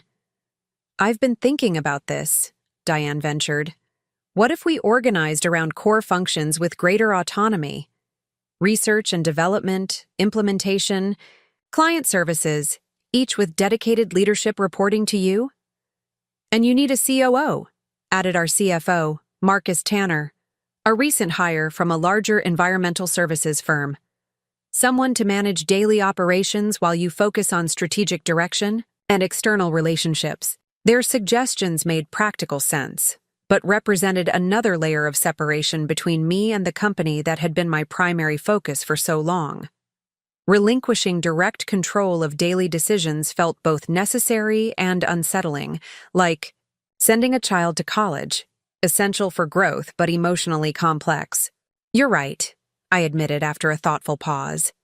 Both suggestions. We'll implement a functional organizational structure and begin searching for a COO immediately. I turned to Diane, my longest-standing ally. Would you consider the operations role? There's no one I trust more with Evergreen's future. Surprise flashed across her face, followed by something more complicated. Hesitation mixed with ambition. I'm honored, she began carefully, but I'm not sure I'm the right fit. My strengths are in partnership development and external relations, not operational management. Her self-awareness impressed me. The Diane from our early startup days might have accepted out of loyalty, potentially struggling in a misaligned role. This more mature assessment reflected her own professional evolution. Fair point, I acknowledged. Then let's leverage those strengths properly. What about creating a Chief Partnerships Officer role focused on expanding our implementation network? Her expression brightened. That I could excel at. The meeting continued with productive discussion about restructuring options, each decision reinforcing the company's transition from founder-centered startup to maturing enterprise. By session's end, we had outlined a new organizational chart, with key positions to fill and internal candidates to develop. As the team filed out, Marcus lingered behind. Jennifer, there's something else we should discuss, he began, his tone shifting to something more personal. This growth has implications for your own financial planning as well. I raised an eyebrow. How so? You've never taken significant liquidity from Evergreen, he pointed out. Almost everything has been reinvested in the company's growth. That made sense in the early stages. But with our current valuation, he slid a document across the table, a financial analysis showing Evergreen's estimated market value based on recent comparables and our growth projections. The number at the bottom caused me to blink several times, certain I'd misread. That can't be right, I said, tapping the valuation figure. We're not worth 9 figures. We are according to 3 independent analysts, Marcus confirmed. The municipal water sector is experiencing unprecedented investment, and we've positioned ourselves at the intersection of sustainability and infrastructure renewal. That creates a valuation premium. I stared at the document, trying to process its implications. The business I'd started with personal savings and a second mortgage was now theoretically worth more than I could have imagined. On paper, at least, I had become wealthy beyond my practical comprehension. This changes your personal risk profile, Marcus continued. You should consider diversifying through a partial liquidity event. Nothing that compromises your controlling interest, but enough to secure your family's future independently of Evergreen's performance. His suggestion made logical sense. Until now, my financial fate had been entirely tied to the company's success. A personal liquidity event, selling a minority stake or creating a secondary offering, would provide financial security regardless of Evergreen's future challenges. I'll think about it, I promised, folding the analysis into my portfolio. It's a lot to process. Driving home later, the financial revelation continued reverberating through my thoughts. The valuation represented more than personal wealth. It validated the vision Michael had dismissively called a hobby and the countless sacrifices made to nurture Evergreen through its vulnerable early years. The empire I'd built while he pursued his affair had become exponentially more valuable than either of us had anticipated. Sophia was setting the dinner table when I arrived home. her calculus textbook propped open beside plates and silverware, multitasking as usual. "Productive day?" she asked, noting my distracted expression. "Enlightening," I replied, setting down my briefcase. "Where's your brother?" "Debate team practice. Coach is prepping them for nationals." She closed her textbook, giving me her full attention. "You look like someone who just found out something big." My daughter's perceptiveness never ceased to amaze me. "That obvious, huh?" "Mom, I can practically see the wheels turning behind your eyes." She pulled out a chair. "Sit. Talk." I complied, somehow unsurprised to find myself sharing significant business developments with my 15-year-old. "Evergreen is worth a lot more than I realized," I explained, simplifying the financial complexities. "It's good news, but it means making decisions about the company's structure and my own role that I hadn't anticipated facing so soon." Sophia considered this with the serious expression she reserved for important matters. "Like what kinds of decisions?" "Whether to bring in executives to manage areas I've always handled personally. Whether to take some money out to diversify our family's financial security." I smiled ruefully. "Grown-up problems, I know. Not kid problems, but not bad problems either," she observed pragmatically. "Isn't this what you wanted when you started Evergreen? For it to be successful enough to have these kinds of challenges?" Her perspective cut through my apprehension with teenage directness. She was right, of course. These were precisely the challenges I'd aspired to face when working late nights in our garage during Evergreen's infancy. Evidence of success rather than failure. "When did you get so wise?" I asked, genuinely curious about her insightful response. She shrugged with practiced teenage nonchalance that couldn't quite mask her pleased expression. "Probably around the time everything fell apart with Dad. Nothing like family drama to accelerate personal growth." The casual reference to Michael's betrayal no longer carried the emotional charge it once had. Over the months since the confrontation at Harborview Restaurant, we'd developed a new vocabulary for discussing those events, neither minimizing their impact nor allowing them to dominate our present. "Speaking of your father," I began carefully, "he called earlier about changing this weekend's schedule. He has a work conference and was hoping you and Tyler could visit next weekend instead." I watched for her reaction, still vigilant for signs of emotional distress despite the healing progress we'd made through therapy. Sophia merely rolled her eyes. Classic Dad, changing plans last minute. She sighed with the world-weary attitude that only teenagers can truly perfect. "Whatever. Works better for me anyway. Emma's having a birthday sleepover Saturday." Her easy adaptation to schedule changes represented significant emotional growth from the fragile, angry girl who had initially struggled with Michael's diminished reliability.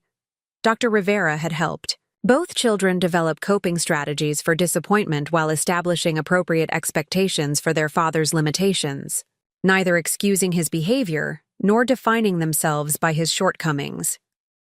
"Does Tyler know?" she asked, returning to homework preparations. "Not yet. I'll tell him when he gets home." Sophia nodded absently, already refocused on calculus problems. The domestic normalcy of the moment struck me suddenly. How we'd reconstructed ordinary life from extraordinary disruption, finding new patterns that accommodated our changed reality without being defined by trauma.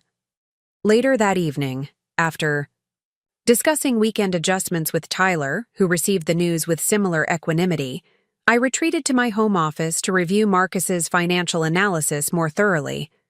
The numbers remained startling upon second examination, but my initial shock had given way to methodical consideration of options. A knock on the doorframe interrupted my contemplation. Tyler stood in the doorway, his debate team binder tucked under one arm. "Got a minute?" he asked. "I could use your feedback on something." "Always," I replied, closing my laptop. "What's up?" He settled into the chair across from my desk, opening his binder to reveal meticulous research notes. "We're preparing counterarguments for nationals, and I'm working on economic incentives for environmental innovation." His eyes met mine. Basically what Evergreen does, but from a policy perspective. Pride warmed me as he outlined his debate. Strategy: connecting municipal infrastructure investment to long-term economic benefits with sophisticated reasoning, unusual for a 17-year-old. His argument incorporated concepts I recognized from dinner table conversations and overheard work calls, evidence he'd been absorbing Evergreen's business model while I thought he was focused on typical teenage concerns. "That's remarkably comprehensive," I commented when he finished. "Your understanding of the economic incentives is spot on." He looked pleased but not satisfied. "The weakest part is quantifying return on investment for municipal implementations. I have the theoretical arguments but need specific examples." "I can help with that," I offered, recognizing an opportunity to support his intellectual development while respecting appropriate boundaries. "We have case studies from the Sacramento project that demonstrate cost recovery timelines."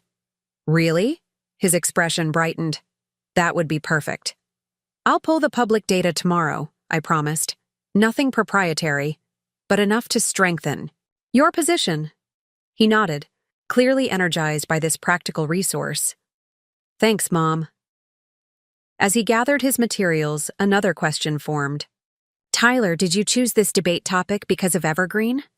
He paused, considering. "Partly," he admitted, "but also because I think it's important. Clean water infrastructure doesn't get enough attention unless there's a crisis, but it affects everything: public health, economic development, environmental protection."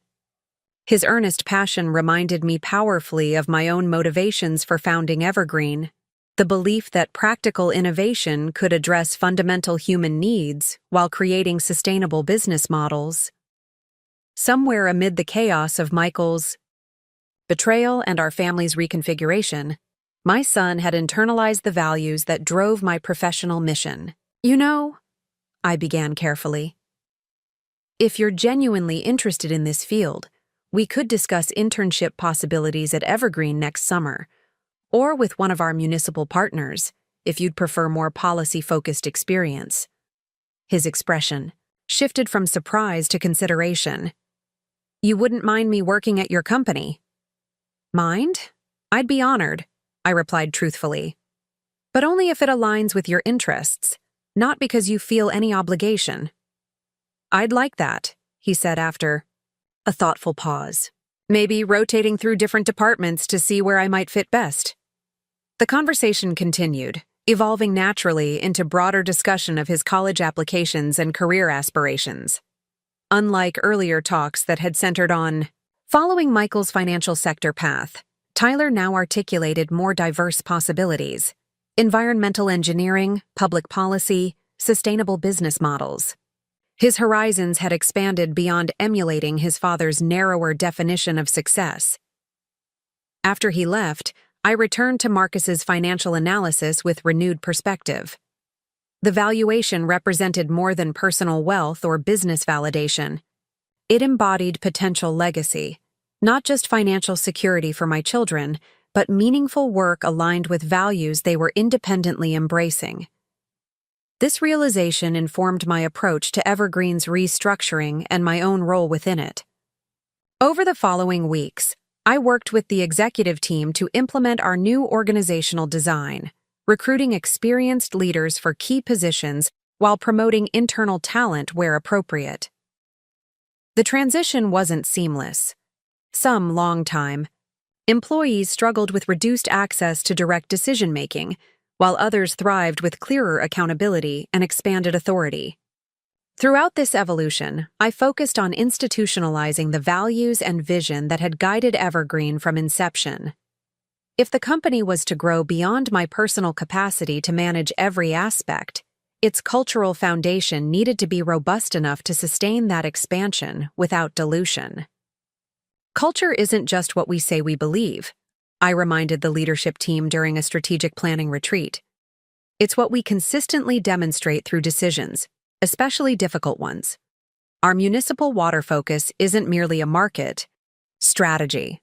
It's an expression of our belief that sustainable innovation should benefit communities most in need of infrastructure improvement." This clarity of purpose attracted talent aligned with our mission. The most significant addition was Dr. Layla Patel, a renowned hydrologist who left a prestigious academic position to join Evergreen as Chief Technology Officer. Her arrival accelerated our innovation pipeline while enhancing our credibility with scientific and regulatory communities. Your integration of environmental sustainability with practical implementation is unique, she explained during her orientation. Most companies emphasize one at the expense of the other. That balanced approach is what convinced me to leave academia. Dr. Patel's perspective validated the instincts I'd followed while building Evergreen's product strategy, often against Michael's more conventional profit-centered advice. His financial training had emphasized maximizing short-term returns, while my approach prioritized sustainable impact alongside commercial viability, a balance that now differentiated us in an increasingly competitive market. The irony wasn't lost on me. The very business philosophy Michael had criticized as idealistic was precisely what had created Evergreen's significant valuation and attracted partners like Catherine Lin and experts like Dr. Patel. His attempted theft had targeted the products of my innovation without understanding the values and vision that generated them, the true source of Evergreen's worth. This understanding informed my decision regarding personal financial diversification. After thorough consultation with independent advisors, I opted for a structured approach that balanced current liquidity with long-term growth potential. Rather than selling a significant equity stake, I created a personal liquidity plan through targeted distributions that maintained my controlling interest while establishing financial security, independent of Evergreen's future performance. This approach aligns your personal financial stability with Evergreen's continued success, my financial advisor confirmed. You're reducing concentration risk without compromising your leadership position or the company's strategic direction. The resulting financial security created space for considerations beyond immediate survival needs. For the first time since discovering Michael's betrayal, I could contemplate long-term plans without constraint, including personal aspirations beyond Evergreen's growth. "What do you want for yourself?" Dr. Rivera asked during one of our individual therapy sessions, now scheduled monthly rather than weekly, as my healing progressed. "Not for the company or the children, but for Jennifer specifically?" The question caught me off guard. I'd become so accustomed to defining myself through responsibilities to others, mother to Tyler and Sophia, leader to Evergreen's employees, provider for our household, that my personal desires remained largely unexplored. "I'm not sure," I admitted after a lengthy pause. "I haven't thought about it in those terms for a long time." "Perhaps it's time to start," she suggested. "The crisis phase has passed. Your children are thriving, your company is secure, and you've established financial independence. Those achievements create space for personal rediscovery." Her observation resonated with uncomfortable accuracy. I had defined recovery primarily through restoring what Michael's betrayal had threatened: family, stability, business continuity, financial security. Having largely accomplished those objectives, I faced the more nuanced challenge of defining what came next for me as an individual. This question lingered as I navigated Evergreen's continued expansion and my evolving relationship with Michael. Our interactions had settled into a restrained civility centered around co-parenting responsibilities, with occasional awkward encounters at school events or during custody transitions. The white-hot anger that had initially fueled my strategic response to his betrayal had cooled, replaced by something more complex. Not forgiveness exactly, but a diminished emotional investment in his choices and their meaning for my self-worth. This emotional distance was tested when Michael announced his engagement to Amanda during a routine co-parenting conversation. The news shouldn't have surprised me. They had continued their relationship after our confrontation, eventually moving in together officially once our divorce was finalized. Still, the formal acknowledgement of their commitment triggered unexpected feelings not easily categorized as jealousy or resentment, but rather a complex mixture of closure and lingering disappointment. "Congratulations," I replied after a pause, just long enough to be noticeable. "Have you told the kids?" "Not yet," he admitted, clearly relieved by my measured response. "I wanted to discuss it with you first. We're thinking about a small ceremony in the summer, nothing elaborate." "I appreciate the consideration," I acknowledged, recognizing the gesture of respect inherent in consulting me before discussing wedding plans with our children. "Tyler and Sophia should hear it from you directly, preferably in person." He nodded, hesitating before adding, "I've been thinking about what to say, how to frame it without seeming to disrespect what happened between us." The acknowledgement of our history represented growth on his part. The Michael who had orchestrated his elaborate betrayal would have prioritized his narrative convenience over emotional honesty with our children. "Just be straightforward," I advised. "They've processed a lot over the past year. Honesty about your choices now is the best way to rebuild trust with them." He studied me with newfound respect. "You've handled everything with remarkable grace, Jennifer. I don't know that I could have done the same in your position." The compliment landed, awkwardly between us, neither fully accepted nor rejected. "It wasn't about grace," I clarified. "It was about priorities. The children needed stability more than I needed vengeance." We parted with renewed understanding of the parameters of our post-marriage relationship: civil, focused on shared parenting, responsibilities, but fundamentally altered by the choices that had led to our division. His engagement announcement closed a chapter that had technically ended with our divorce, but emotionally remained partially unresolved until this moment. Driving home, I reflected on how differently this news affected me now compared to the devastating impact it would have had a year earlier. The relationship that had once represented ultimate betrayal had been recontextualized through healing and growth, diminished in its power to define my self-perception or happiness. Tyler and Sophia received Michael's engagement announcement, with measured responses that reflected their individual processing styles. Tyler's reaction was characteristically pragmatic, more concerned with practical implications for custody arrangements than emotional symbolism.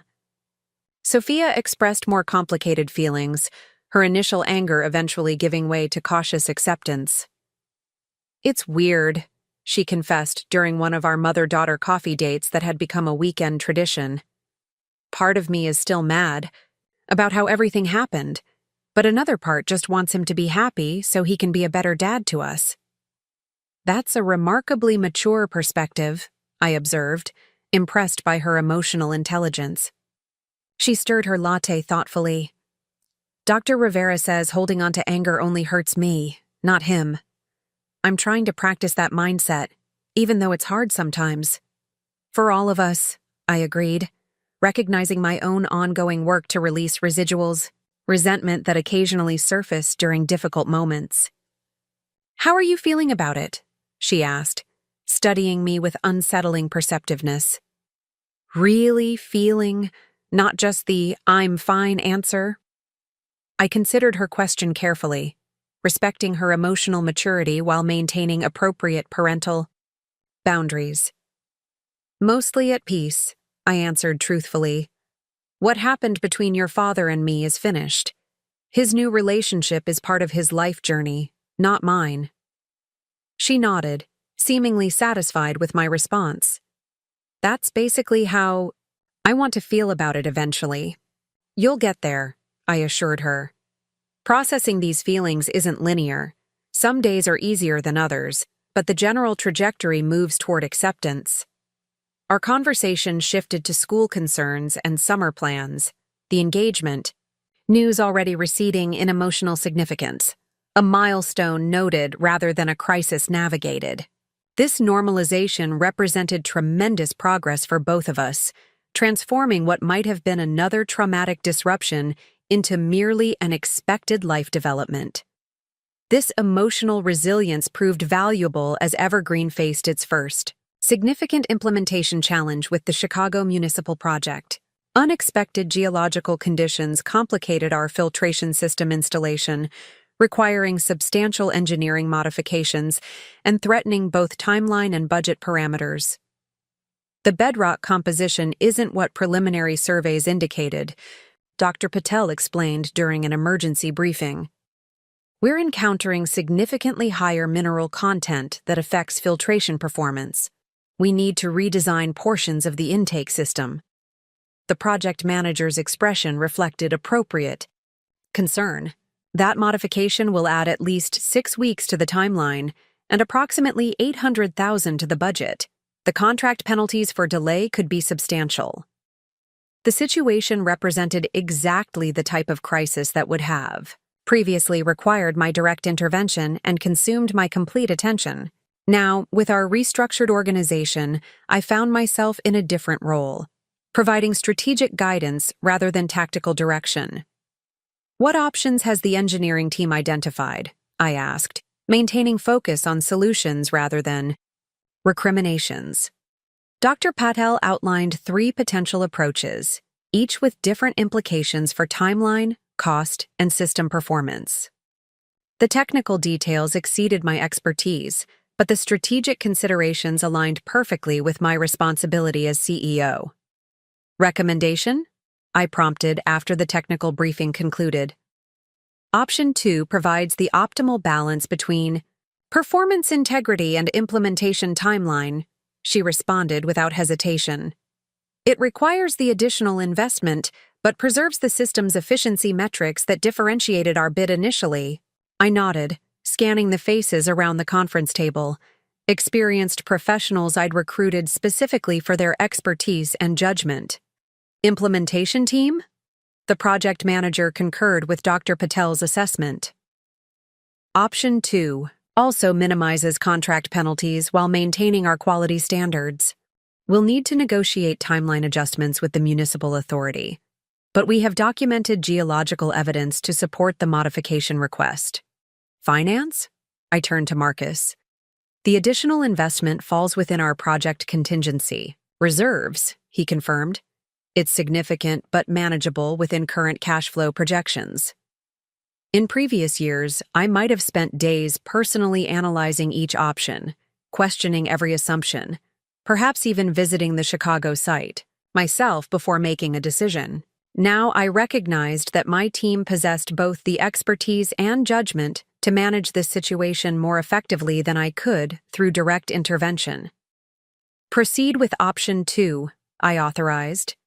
Keep me informed of municipal negotiations and any significant developments, but you have full authority to implement the necessary modifications without further approval. The relief around the table was subtle but unmistakable. Experienced professionals empowered to address challenges within their domains of expertise, rather than waiting for founder approval at each decision point. This moment represented the organizational maturity we'd been building toward. Evergreen functioning as an enterprise greater than any individual, including me. As the team dispersed to implement the Chicago solution, Diane lingered behind. That was different, she observed, with a knowing smile. The old Jennifer would have booked a flight to Chicago tonight to inspect the site personally.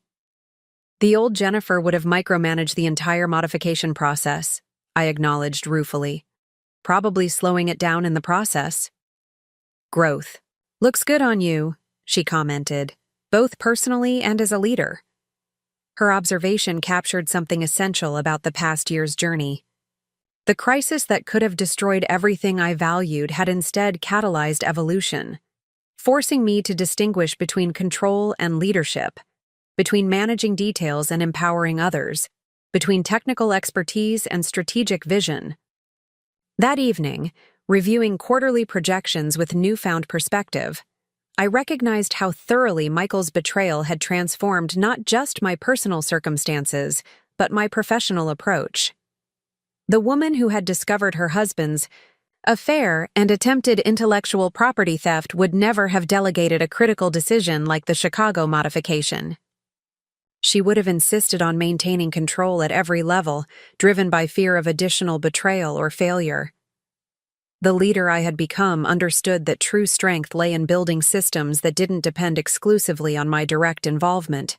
in creating an organization resilient enough to navigate challenges while maintaining fidelity to core values and vision.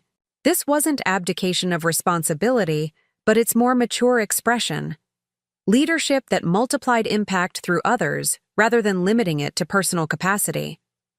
This realization extended beyond professional contexts to personal relationships as well. The same evolution that enabled me to trust Evergreen's leadership team with critical decisions allowed me to respect Tyler's and Sophia's increasing autonomy as they matured.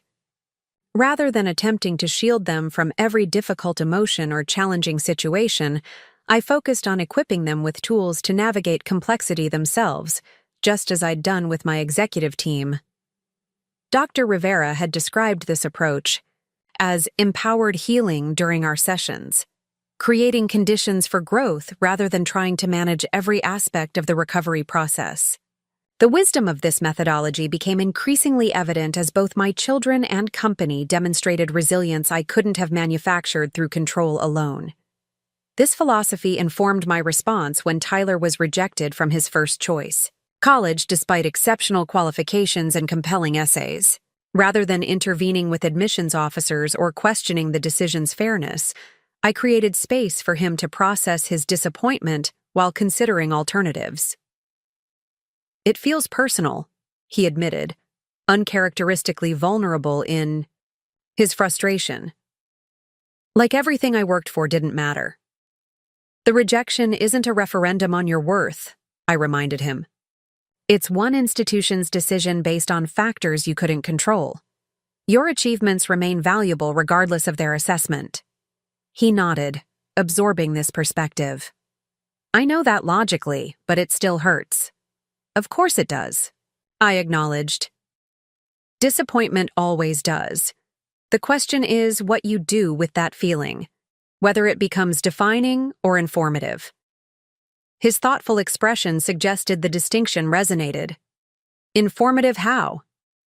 "Maybe it creates space to consider options you might have overlooked," I suggested, "or reveals priorities you hadn't fully recognized before. Sometimes the path we think we want isn't actually the one that best serves who we're becoming." The wisdom I offered wasn't theoretical, but experiential. Lessons learned through my own unexpected journey from betrayal to rebuilding. The career I thought I wanted had been interrupted by marriage and children, then transformed through Evergreen's creation. The family structure I believed would persist had been shattered by Michael's choices, then reconstituted in a different but ultimately healthier configuration. Each disruption had initially appeared catastrophic, but eventually revealed itself as redirective. Not mere obstacles to overcome, but guideposts toward more authentic alignment between values and choices. This perspective didn't minimize real pain or legitimate grief, but at contextual Tyler ultimately received acceptance letters from 3 excellent universities, including one with a specialized environmental engineering program partnered with Evergreen on research initiatives.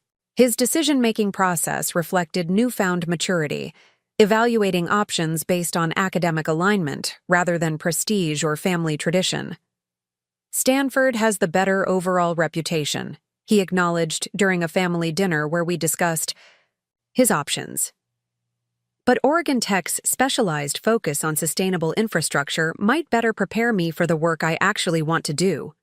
Plus," Sophia added practically, "the scholarship package is more substantial, which means less student debt." I listened to their thoughtful analysis with quiet pride. My children had developed financial literacy and values-based decision-making that transcended the materialistic success metrics Michael had emphasized during our marriage. "What matters most is finding the right fit for your goals," I offered. "Rankings and prestige are external validations that may not align with what will actually fulfill you." Tyler nodded, considering. "I think I'm leaning toward Oregon Tech. The smaller department means more direct mentorship opportunities, and their partnership with Evergreen could open doors for practical experience." His reference to Evergreen's research partnership highlighted an unexpected development in our company's evolution. What had begun as a product-focused enterprise had expanded to include knowledge generation and academic collaboration, an aspect of our growth I found particularly meaningful. The research partnership had emerged from an industry conference where Dr. Patel presented Evergreen's filtration innovations. Her former academic colleagues had recognized commercial applications for theoretical models they'd been developing, creating natural synergy for collaborative research. Universities have the theoretical expertise but lack real-world implementation data, Dr. Patel had explained when proposing the partnership. We have practical applications but could benefit from deeper scientific modeling. The combination could accelerate innovation significantly. The resulting collaboration became a competitive advantage unique to Evergreen's approach, differentiating us from both purely academic institutions and commercially focused competitors who lacked research partnerships. More importantly, it institutionalized knowledge development that would survive beyond any individual contributor, including me. This sustainability of innovation paralleled my evolving perspective on personal legacy.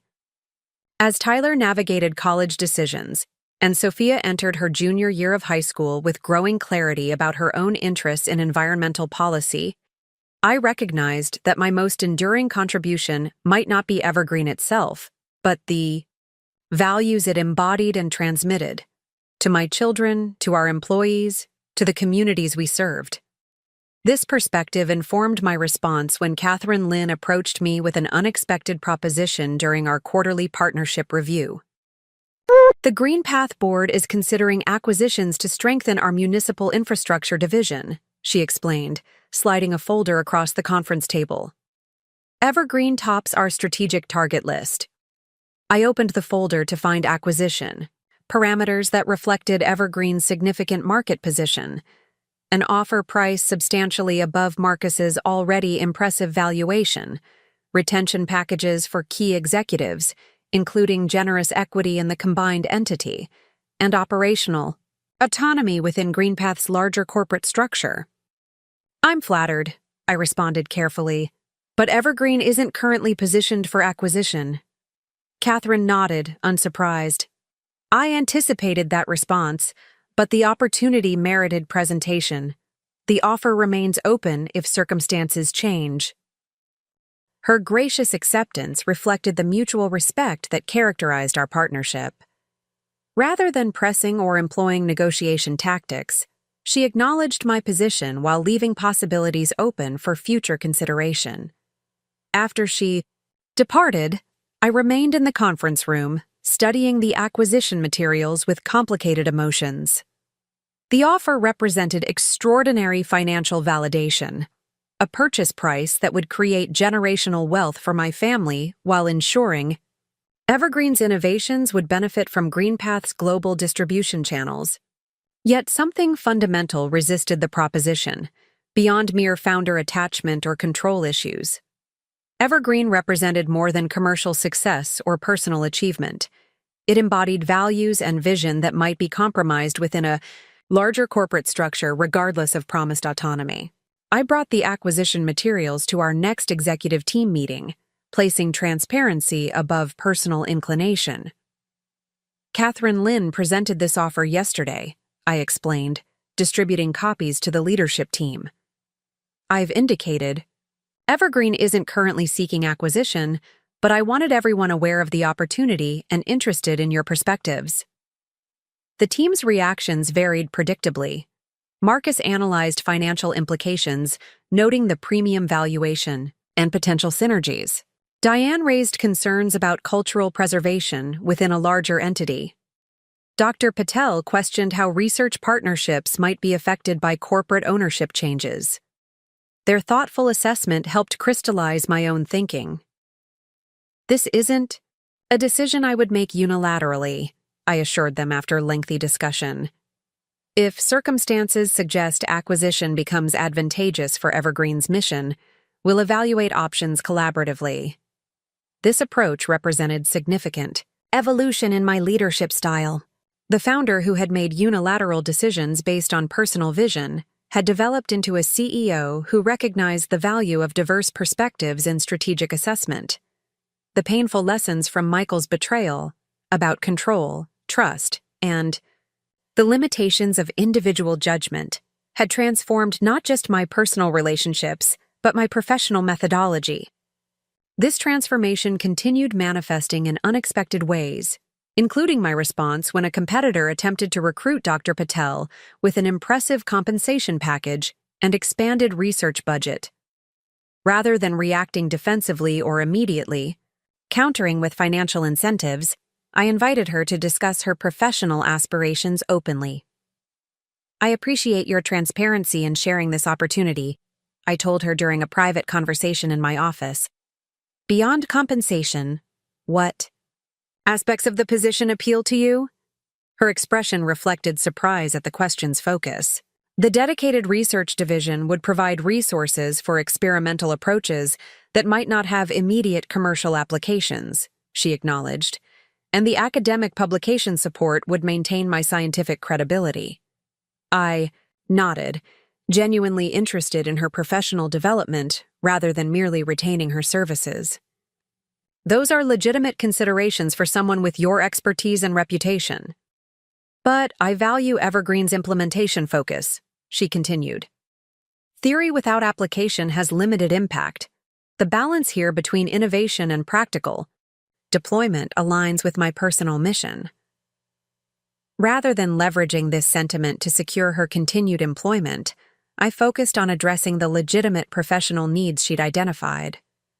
What if we established a formal research division within Evergreen? Not just our current application-focused development, but dedicated resources for exploratory innovation with appropriate academic partnership?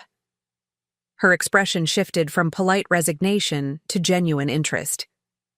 "That would address my primary consideration, but the budget requirements would be substantial." "Present me with a proposal," I invited. "If it advances Evergreen's long-term innovation capacity while supporting your professional development, we'll find appropriate resources." The conversation ended without immediate resolution. She would consider both opportunities and make her decision based on professional alignment rather than loyalty pressure. This approach represented trust in both her judgment and Evergreen's inherent value proposition, moving beyond traditional retention tactics to authentic engagement with talented contributors' legitimate aspirations. Dr. Patel ultimately declined the competitor's offer, instead developing a comprehensive proposal for Evergreen's advanced research division that became a cornerstone of our innovation strategy.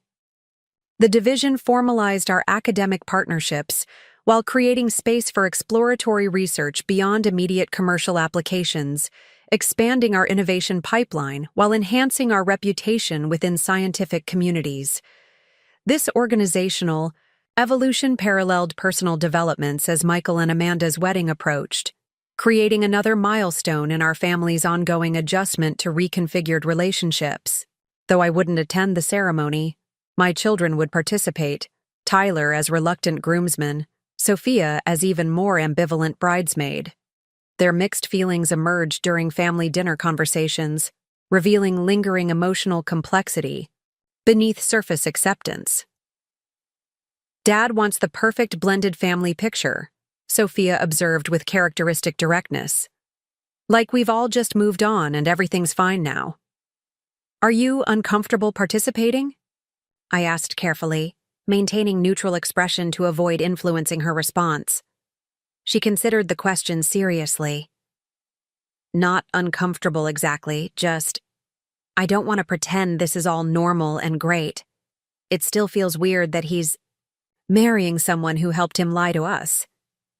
Tyler, typically more reserved about emotional matters, surprised me by adding, "I told Dad I'd stand up with him because it's important to him, but I'm not going to fake being thrilled about it."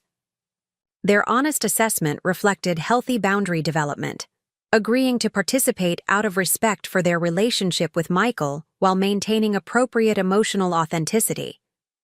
Dr. Rivera had described this balance as engaged detachment, remaining connected without compromising personal truth or ethical clarity.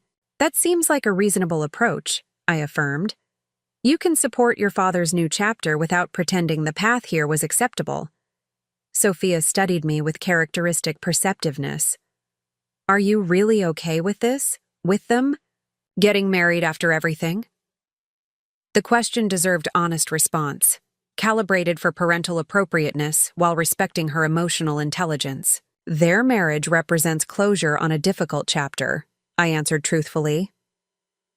Michael deserves the opportunity to build a more honest relationship than the one we had at the end. Whether that's possible with the same person who participated. In his deception is their challenge to navigate, not mine. My genuine indifference to Michael's marriage surprised even me, evidence of emotional healing that had transformed betrayal's acute pain into distant memory. The relationship that had once defined my daily existence had become biographical history rather than active influence on my present happiness or future possibilities. This emotional liberation created space for unexpected developments in my personal life, including a coffee meeting with James Whitaker, the architect redesigning Evergreen's headquarters to accommodate our expansion.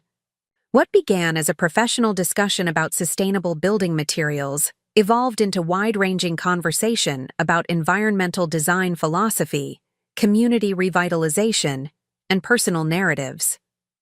Sorry, he apologized after sharing his journey from corporate architecture to sustainability-focused design. I'm monopolizing the conversation. Not at all, I assured him. It's fascinating how your professional evolution parallels Evergreen's development, moving from conventional approaches to sustainability-centered innovation. His smile revealed subtle laugh lines that complemented thoughtful eyes. And yours too, from what I've gathered. Founding Evergreen represented significant redirection from your original legal career, didn't it? The conversation continued well beyond our scheduled time, transitioning from professional topics to personal interests and values. His thoughtful questions suggested genuine curiosity rather than polite professional engagement, while his occasional self-deprecating humor revealed refreshing authenticity. As we finally prepared to leave, he hesitated briefly before asking, "Would you be interested in continuing this conversation over dinner sometime? Strictly personal rather than professional." The invitation caught me by surprise, not because it was unwelcome, but because I hadn't considered dating possibilities since before Michael's betrayal. My life had been so thoroughly occupied with family reconstruction and business leadership that romantic considerations hadn't entered my conscious awareness. "I'd like that," I heard myself respond before overthinking could intervene. Though, full disclosure, I haven't dated in nearly 20 years, so my skills might be rusty. His laugh held genuine warmth. Coincidentally, neither have I since my divorce 10 years ago. We can be awkward together. The dinner that followed several days later continued our comfortable conversation, revealing complementary values and compatible perspectives, alongside respectful differences in approaching creative challenges. James's thoughtful questions and attentive listening created space for authentic exchange rather than performative impression management that often characterizes early dating interactions. "May I ask about your ex-husband?" he ventured carefully. "Over dessert." "Only share what you're comfortable discussing, of course." The question would have triggered defensive withdrawal months earlier. Now, with emotional distance established through healing, I could discuss Michael's betrayal as historical fact rather than active wound. The short version involves infidelity with his assistant and attempted theft of my company's intellectual property, I explained with remarkable equanimity. The longer version required several months of therapy to process fully. His expression reflected appropriate concern without uncomfortable pity. That's significantly more complicated than my grew in different directions divorce narrative. It certainly made for an eventful 41st year, I acknowledged with the dark humor that had emerged during recovery. But ultimately catalyzed growth I might not have experienced otherwise. Our conversation continued with similar candor about past relationships, current priorities, and future aspirations, creating foundation for potential connection based on authentic understanding rather than curated presentation. By evening's end, We had established comfortable rapport that acknowledged romantic possibility without pressured expectations. "I've enjoyed this," James said as he walked me to my car. "Would you be open to doing it again?" "I would," I confirmed, surprised by my own readiness for this unexpected development. Though full transparency, my life involves two opinionated teenagers and a demanding leadership role that limits spontaneity. "Transparency appreciated," he replied with a smile. "Mine involves frequent travel for sustainable building consultations and an elderly golden retriever who considers himself entitled to half my bed." The exchange's lighthearted honesty established parameters for potential relationship development, appropriate to our life stages and responsibilities, neither rushing toward premature intensity nor dismissing genuine connection through excessive caution. This unexpected personal development coincided with significant milestone in Evergreen's evolution: completion of our headquarters expansion, designed by James's firm to embody sustainable building principles while accommodating our growing organization. The building's innovative features, renewable energy integration, water reclamation systems, and biophilic design elements, manifested our company values in physical form while creating collaborative spaces that reinforced our evolving culture. The headquarters dedication ceremony represented opportunity to articulate Evergreen's mission to assembled employees, partners, and community representatives. Standing before the gathered audience, I reflected on the journey from garage startup to industry leader, a path marked by challenges overcome and opportunities seized. Evergreen began with a simple question, I told the assembled group. How might we transform water infrastructure from resource depletion to sustainable regeneration? That question has guided our innovation through expanding applications and organizational growth, remaining our North Star as markets and methods evolved. I gestured toward the building behind me, its living walls and solar integration representing physical manifestation of our corporate values. This headquarters embodies our commitment to alignment between stated principles and operational practices. The same filtration technology preserving municipal water resources across the country reclaims rainwater from this roof for internal use. The solar arrays powering our research labs reflect the renewable energy integration we advocate in infrastructure design. The symbolism resonated beyond architectural features to organizational philosophy. Most importantly, this building creates space for collaboration across disciplines and functions, recognizing that our greatest innovations emerge from diverse perspectives focused on shared mission. The solutions we create together will transcend what any individual could develop in isolation.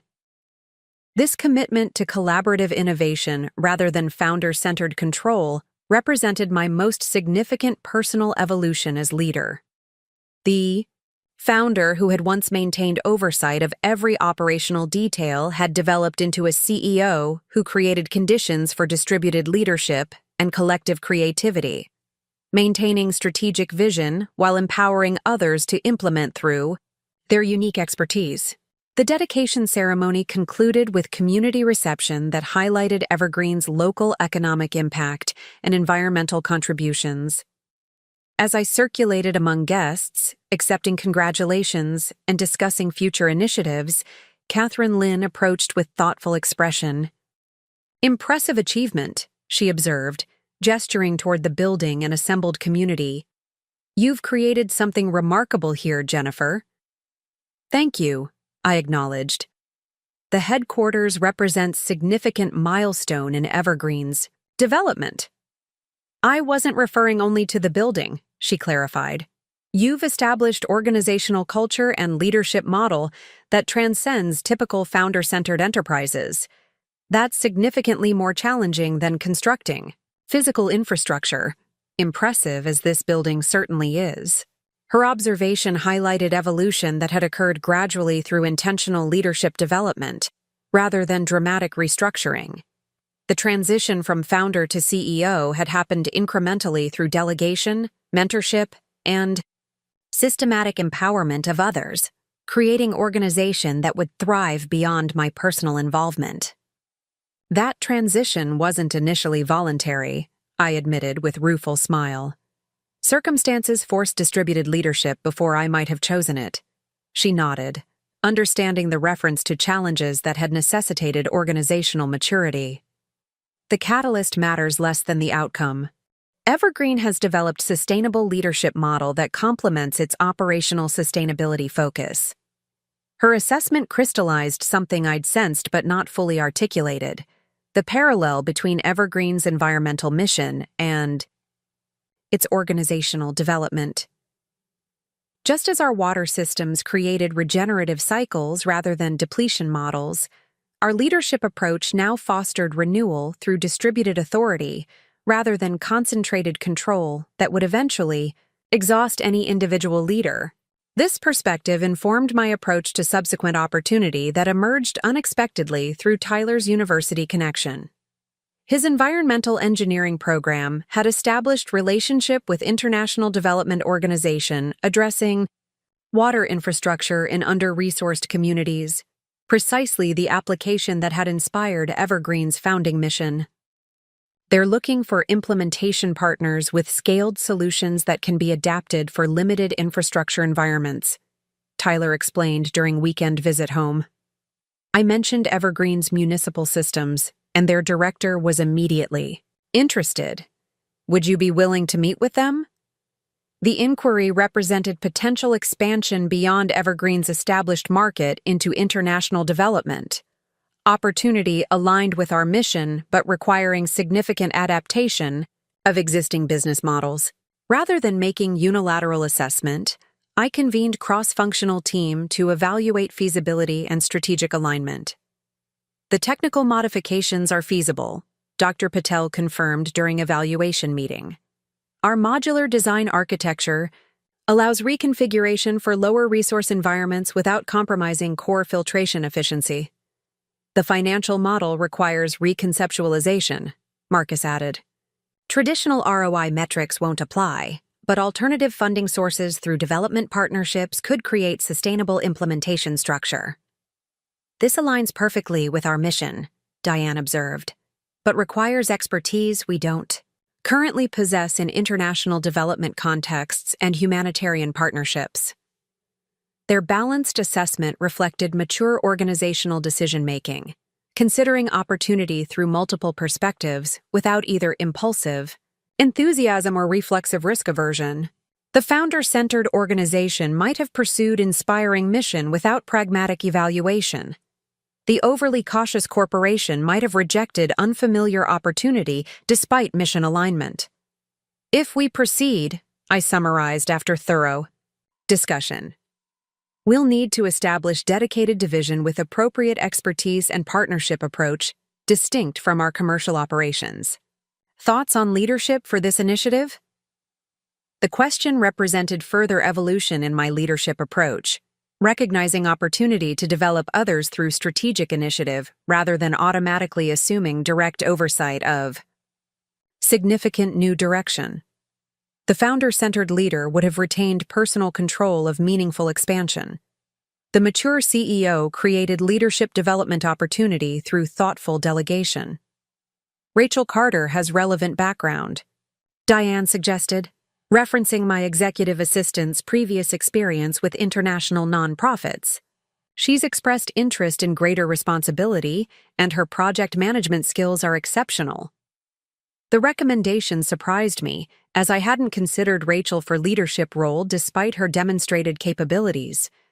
My hesitation reflected lingering blind spot, viewing long-term executive assistant primarily through support role rather than recognizing leadership potential demonstrated through increasingly complex project management. Excellent suggestion, I acknowledged, mentally noting this oversight for further reflection. Let's discuss development plan that would prepare her for this responsibility while assembling appropriate team.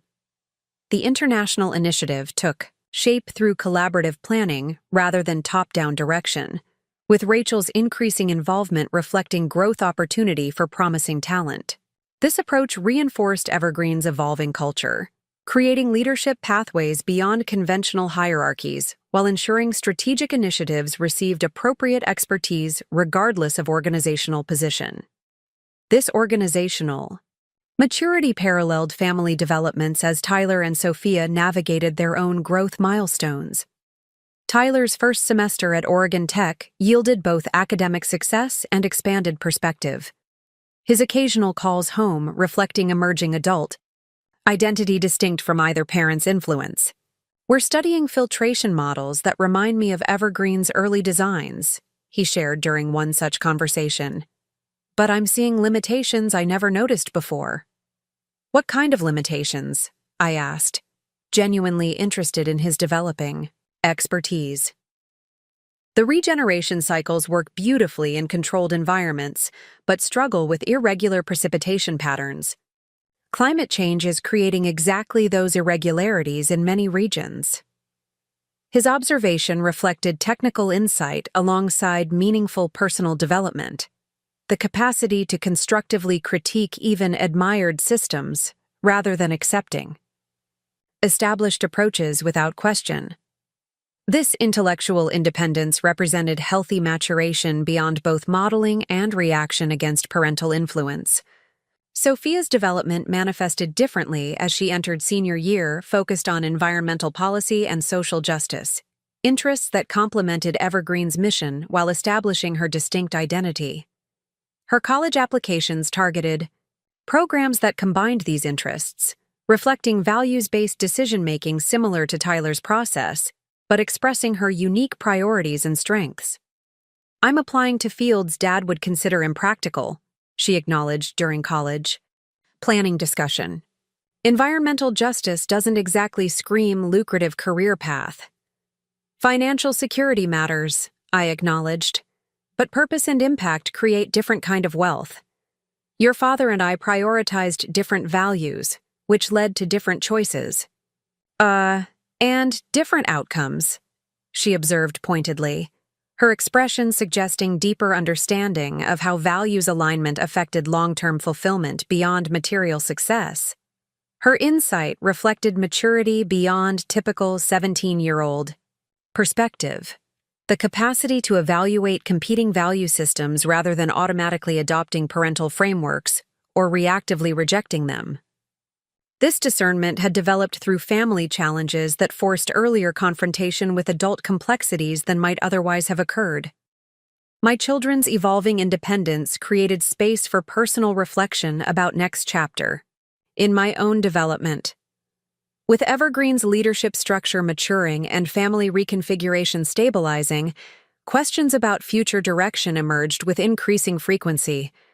What would leadership look like once both children were in college? How might my role at Evergreen evolve as organizational maturity reduced necessity for founder-centered authority? What personal aspirations remained unexplored amid responsibilities to others? These questions surfaced during conversation with James, whose increasing presence in my life created context for authentic reflection without pressure for dramatic change.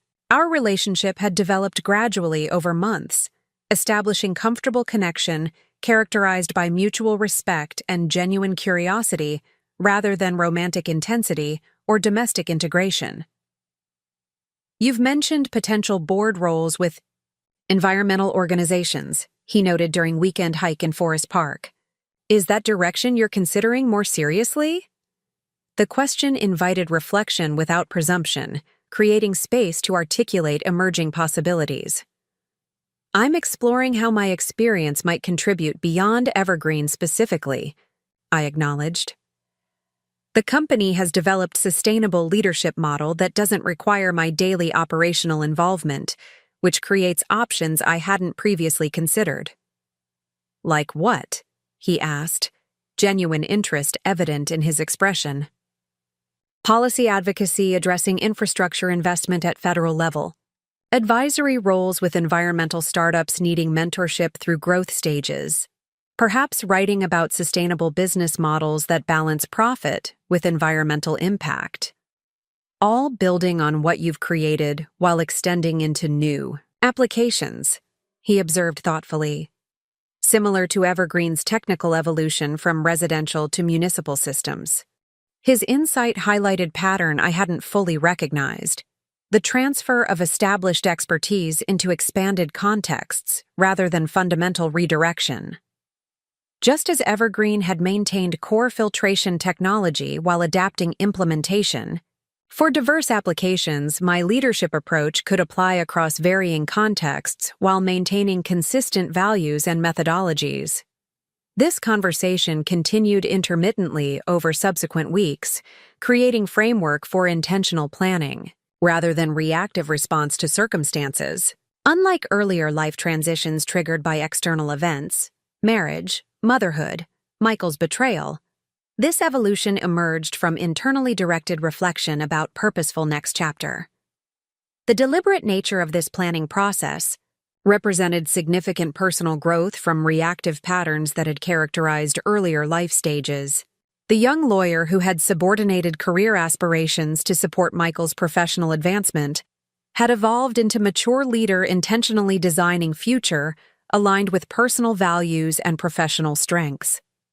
This evolution manifested practically through systematic leadership transition at Evergreen, creating gradually increasing autonomy for executive team while shifting my focus towards strategic initiatives and external relationships. Rather than abrupt departure or continued hands-on management, this approach established sustainable transition, honoring both founder contribution and organizational development beyond individual leadership. The executive team is ready for expanded authority, I explained during board presentation outlining transition plan. My role will gradually shift towards strategic guidance and external representation rather than daily operational oversight. This evolution ensures continuity while creating space for next-generation leadership development. The board's response reflected confidence in both transition approach and organizational readiness, approving structured implementation timeline with appropriate milestones and accountability measures. Unlike traumatic transitions triggered by founder departure or external disruption, this planned evolution honored institutional knowledge while embracing leadership renewal. This professional transition paralleled personal developments as James and I discussed potential relationship evolution with characteristic thoughtfulness. Rather than rushing toward conventional milestones like cohabitation or marriage, we considered authentic relationship model appropriate to our life stages and existing commitments.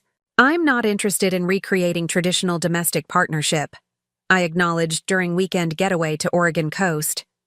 My independence matters after years of compromising personal identity within marriage. Completely understood, he replied, without defensiveness. I value my autonomy too, after adapting to solitary routines that work for my life. Perhaps we design relationship that honors both independence and connection rather than following prescribed model. His willingness to consider unconventional approach reflected shared values around authenticity and intentional choice rather than automatic adoption of social expectations. The relationship that emerged from these discussions maintained separate residences while establishing meaningful integration through regular time together, shared experiences, and mutual support for individual goals alongside collective activities.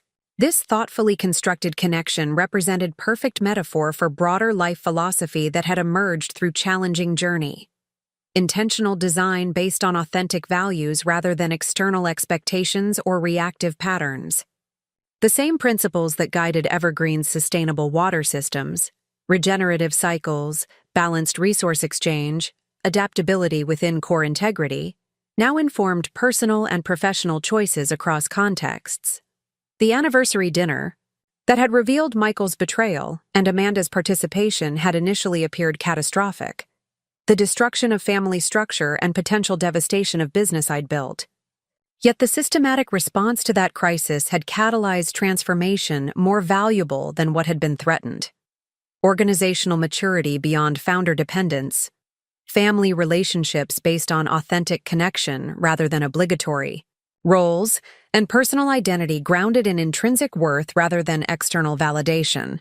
This perspective crystallized during Evergreen's 5th annual Sustainability Summit, where industry leaders gathered to discuss environmental innovation and implementation challenges.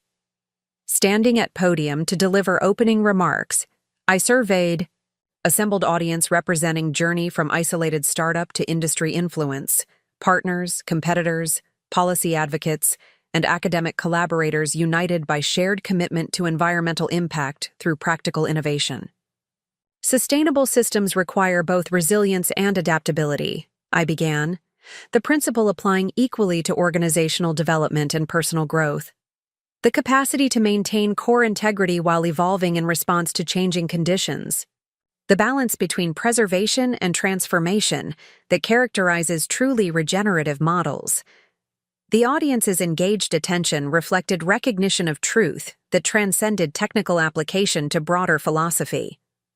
Evergreen's journey embodies this balance, maintaining founding mission while evolving implementation approaches as context changed.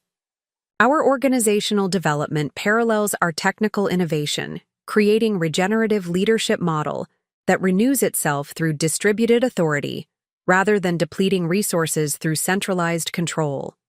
This observation represented both professional philosophy and personal testimony, the integration of leadership principles with lived experience that gave abstract concepts practical credibility. The woman delivering these remarks had been forged through challenge that could have destroyed what she valued most, emerging with deeper understanding of both resilience and regeneration than theoretical knowledge alone could provide. The most sustainable resource isn't found in technical innovation alone, I concluded, but in human capacity for purposeful adaptation. The recognition that challenges which appear destructive often create possibility for regeneration stronger than what existed before. The understanding that intentional response to disruption determines whether change becomes devastating or transformative. The substantial applause that followed suggested resonance beyond polite professional acknowledgement, recognition of truth that applied across contexts from organizational development to personal resilience. The principles that had guided Evergreen's evolution from garage startup to industry leader had paralleled my own journey from betrayed spouse to empowered individual, creating integrated philosophy, authentically embodied rather than artificially adopted. As Summit continued with technical presentations and implementation case studies, I found myself reflecting on distance traveled from that devastating anniversary dinner. Not just chronologically, but developmentally. The woman whose husband and his mistress had demanded half of her business. Empire had responded not with helpless victimization, but with strategic reclamation of what truly mattered, ultimately creating something more valuable than what had been threatened. The empire I'd built while Michael pursued his affair had never been contained in technical patents or corporate valuation, though those certainly represented meaningful achievement.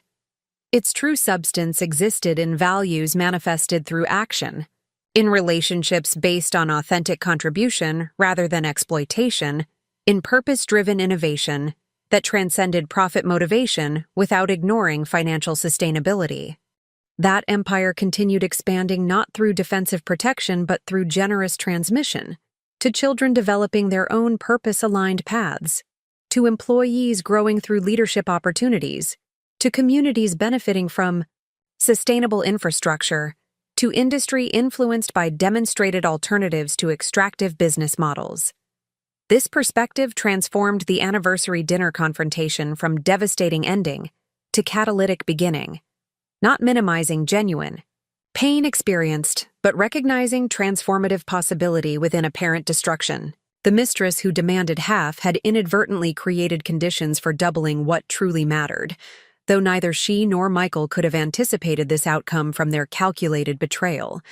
Such transformation rarely follows linear progression, moving instead through cycles of disruption, reclamation, and regeneration that mirror natural systems. The sustainable business empire built amid personal betrayal embodied this cyclical renewal, maintaining core integrity while evolving through challenge into more resilient manifestation of founding vision. This integrated understanding represented the most valuable outcome of difficult journey, not just surviving betrayal or protecting business assets, but developing philosophy that transcended specific circumstances to inform authentic life design across contexts. The empire built would continue evolving through intentional adaptation rather than remaining static achievement to be merely defended against threat. And in that continued evolution lay the ultimate victory over betrayal's intended diminishment. The transformation of apparent ending into expansive beginning, limited only by courage to envision possibility beyond conventional boundaries. The business empire built while husband cheated had become vehicle for ongoing growth, rather than defining achievement.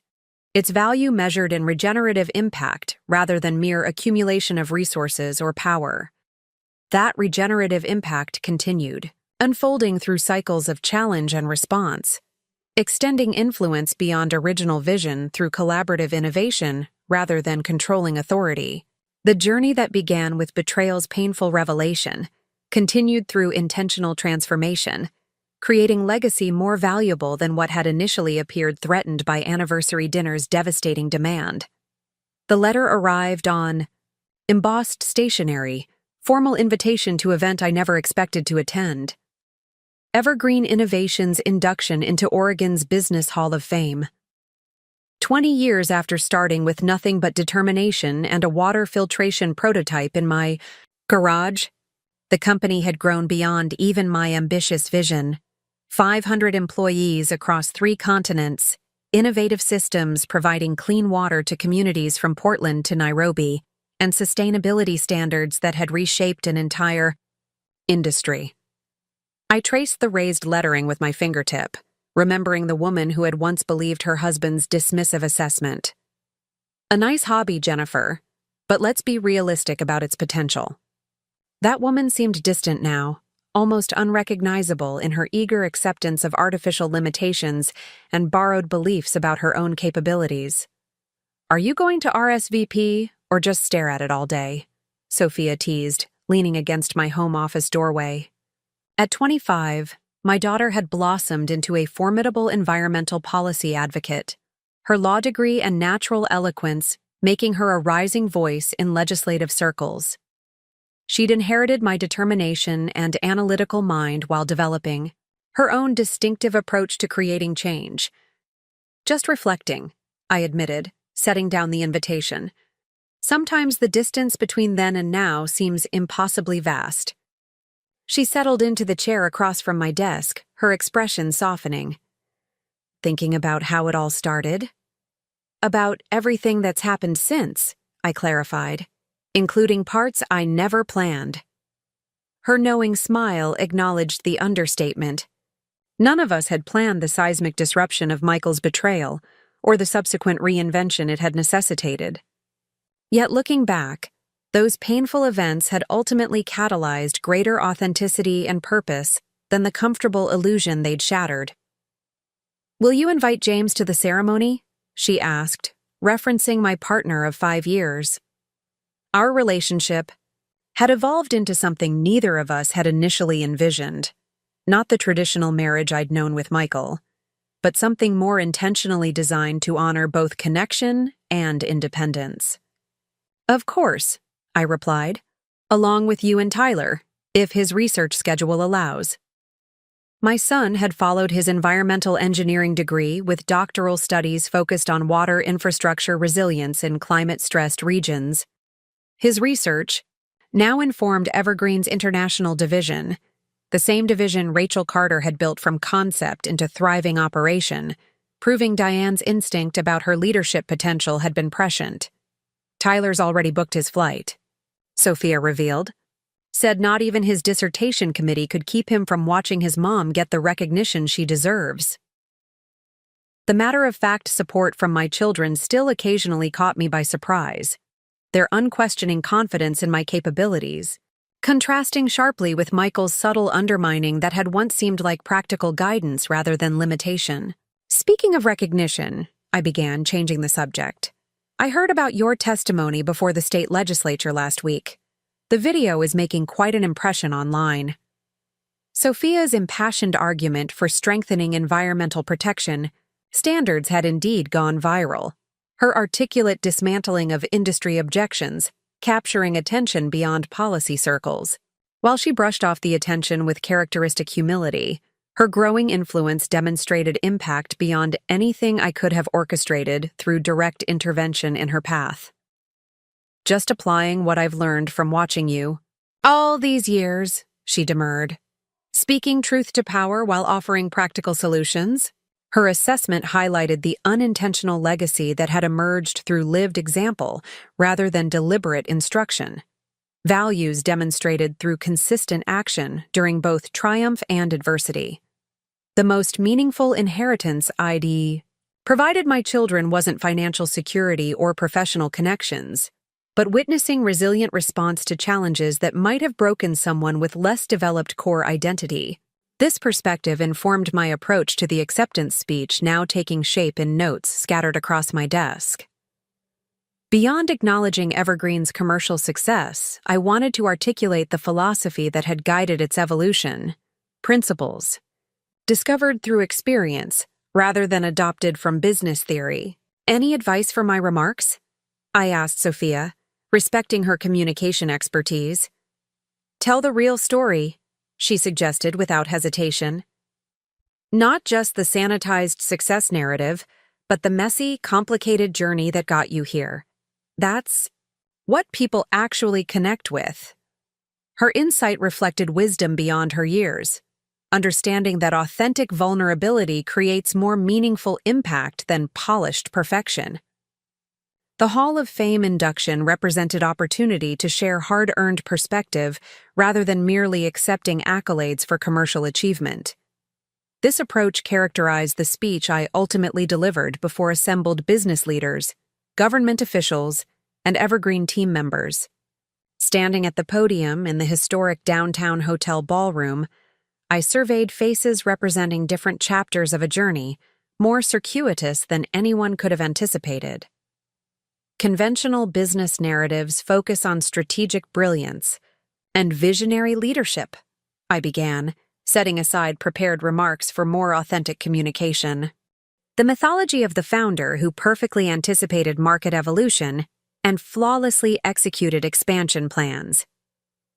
My experience suggests a different reality, one where unexpected disruption often catalyzes more meaningful growth than careful planning alone could generate. The audience's attention sharpened, recognizing departure from standard acceptance platitudes toward something more substantive. 20 years ago, Evergreen began with straightforward mission, creating residential, water filtration systems that balanced sustainability with practical performance.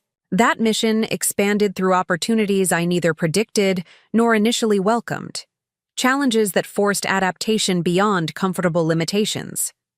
Without mentioning Michael specifically, I acknowledged the personal crisis that had necessitated evolution beyond founder-centered leadership.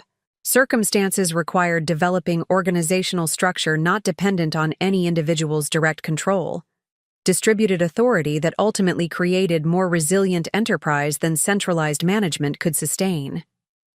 From front row, James offered encouraging smile, understanding the diplomatic reference to transformation catalyzed through betrayal's painful disruption. Beside him, Tyler and Sophia exchanged knowing glances, recognizing the understated description of family reconfiguration that had ultimately strengthened, rather than diminished, our collective resilience.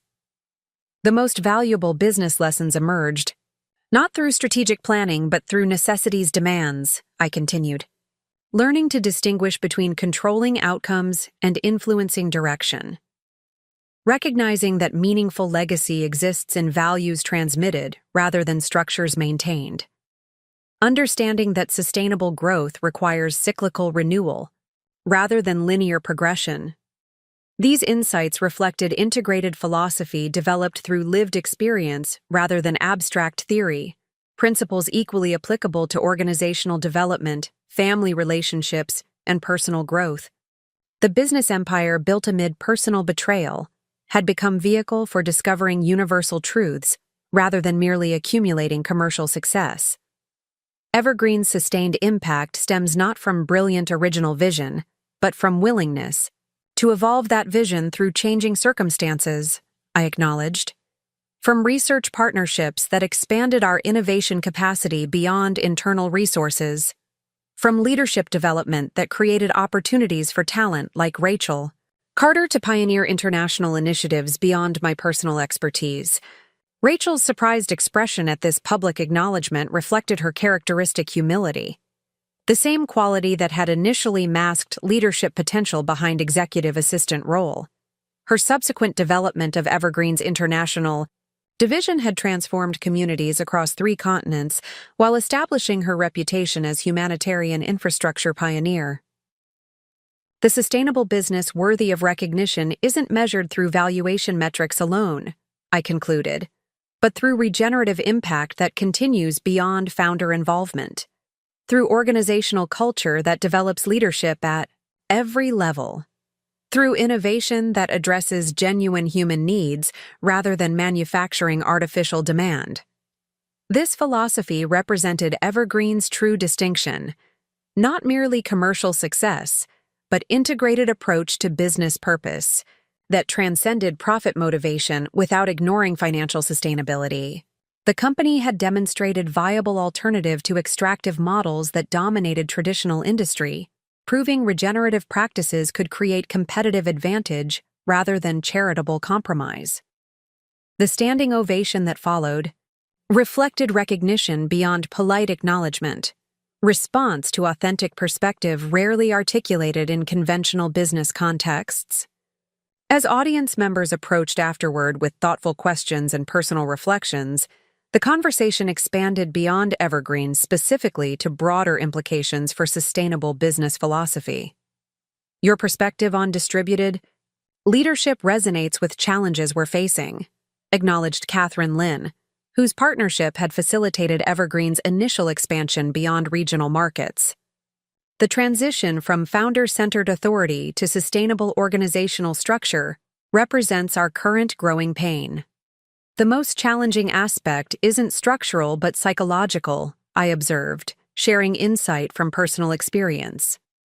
Recognizing that meaningful influence doesn't require controlling every operational decision, that strategic vision can manifest through others' implementation without diminishing its integrity. This understanding had developed through necessity rather than theoretical exploration, forced evolution when personal crisis eliminated capacity for micromanagement. The betrayal that might have destroyed everything valuable had instead catalyzed organizational maturity beyond what planned transition could have achieved. Later that evening, celebrating with family and close colleagues at intimate dinner gathering, the conversation continued exploring connections between professional achievement and personal development.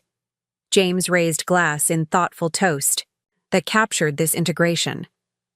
To building something that reflects your values while creating space for others to contribute their unique gifts. His understanding highlighted why our relationship had flourished while maintaining unconventional structure. Unlike Michael's superficial support masking underlying control agenda, James genuinely celebrated achievements that didn't center his involvement, recognizing that meaningful connections supported independent development rather than constraining individual potential. "I've been thinking about what comes next," I shared with the intimate gathering. "Not retirement exactly, but evolution beyond daily operational leadership. Creating space for next generation to assume greater authority while focusing my energy on areas where experience offers unique contribution." This transition had been developing gradually over recent years, with executive team assuming increasing operational responsibility, while I focused on strategic initiatives and external relationships. Unlike abrupt departure or continued hands-on management, this evolutionary approach honored both founder contribution and organizational development beyond individual leadership. "The mentorship program with environmental startups?" Tyler suggested, referencing initiative I'd been exploring with industry partners. "Among other possibilities," I confirmed, "including that sustainable housing development James and I have been discussing, integrating Evergreen's water systems with his architectural approach to create demonstration community." The project represented potential evolution beyond Evergreen. Specifically, applying established expertise to new context while continuing mission-aligned impact. This approach characterized thoughtful transition rather than retirement or reinvention, building on accumulated wisdom while exploring fresh applications. As conversation continued exploring potential directions, I found myself reflecting on distance traveled from devastating anniversary dinner, where Michael and Amanda had demanded half of everything I'd built. What had initially appeared catastrophic, disruption had ultimately catalyzed more meaningful expansion than comfortable stability could have generated. The business empire threatened by their betrayal had not merely survived but thrived through trauma-induced transformation, evolving beyond vulnerable founder dependence into resilient enterprise with distributed leadership and regenerative impact. The family structure they had carelessly fractured had reconstituted into more authentic connections based on shared values rather than obligatory roles. Most significantly, the woman they had underestimated had discovered capacities beyond what comfortable circumstances might have revealed, developing integrated philosophy that transcended specific business application to inform authentic life. Design across contexts. The empire built while husband cheated had ultimately created foundation for ongoing evolution rather than static achievement requiring defensive protection. This perspective transformed the anniversary dinner confrontation from devastating ending to catalytic beginning, not minimizing genuine pain experienced, but recognizing transformative possibility within apparent destruction. The mistress who demanded half had inadvertently created conditions for doubling what truly mattered, though neither she nor Michael could have anticipated this outcome from their calculated betrayal. Such transformation rarely follows linear progression, moving, instead, through cycles of disruption, reclamation, and regeneration that mirror natural systems. The sustainable business empire built amid personal betrayal embodied this cyclical renewal, maintaining core integrity while evolving through challenge into more resilient manifestation of founding vision. This understanding represented the most valuable outcome of difficult journey, not just surviving betrayal or protecting business assets, but developing philosophy that informed authentic life design through intentional choice rather than reactive response or external expectation. The empire built would continue evolving through purposeful adaptation, its value measured through regenerative impact rather than mere accumulation. As evening concluded with warm embraces and plans for future gatherings, I recognized the quiet contentment that had gradually replaced anxious achievement orientation once driving my efforts. The woman who had once defined success through external validation had evolved into someone who recognized intrinsic worth independent of others. Assessment: maintaining ambitious standards while releasing attachment to specific outcomes. This internal transformation represented the most meaningful aspect of journey catalyzed through betrayal's painful revelation. Not just rebuilding external circumstances, but discovering authentic identity beyond roles and relationships that had previously defined self-perception. The business empire built while husband cheated had ultimately facilitated personal reclamation more valuable than commercial success alone. Standing on hotel balcony overlooking Portland's twinkling cityscape, James joined me in comfortable silence that reflected relationship built on mutual respect rather than performative interaction. "Proud of you," he offered simply, understanding significance beyond evening's formal recognition. "I'm proud of what we've all built," I corrected, acknowledging collective achievement rather than individual accomplishment. "Evergreen as it exists today represents contributions beyond anything I could have created alone." This perspective reflected fundamental truth discovered through challenging journey. The most sustainable achievements transcend individual effort to create regenerative impact, maintained through distributed contribution rather than centralized control. The empire built amid betrayal had ultimately demonstrated this principle through organizational evolution that paralleled personal transformation. In that alignment between professional philosophy and personal experience lay the integrated wisdom that represented true legacy beyond specific commercial achievement. understanding that continued to inform intentional choices across contexts while creating foundation for ongoing evolution, limited only by courage to envision possibility beyond conventional boundaries. Up next, you've got two more standout stories, right on your screen. If this one hit the mark, you won't want to pass these up. Just click and check them out.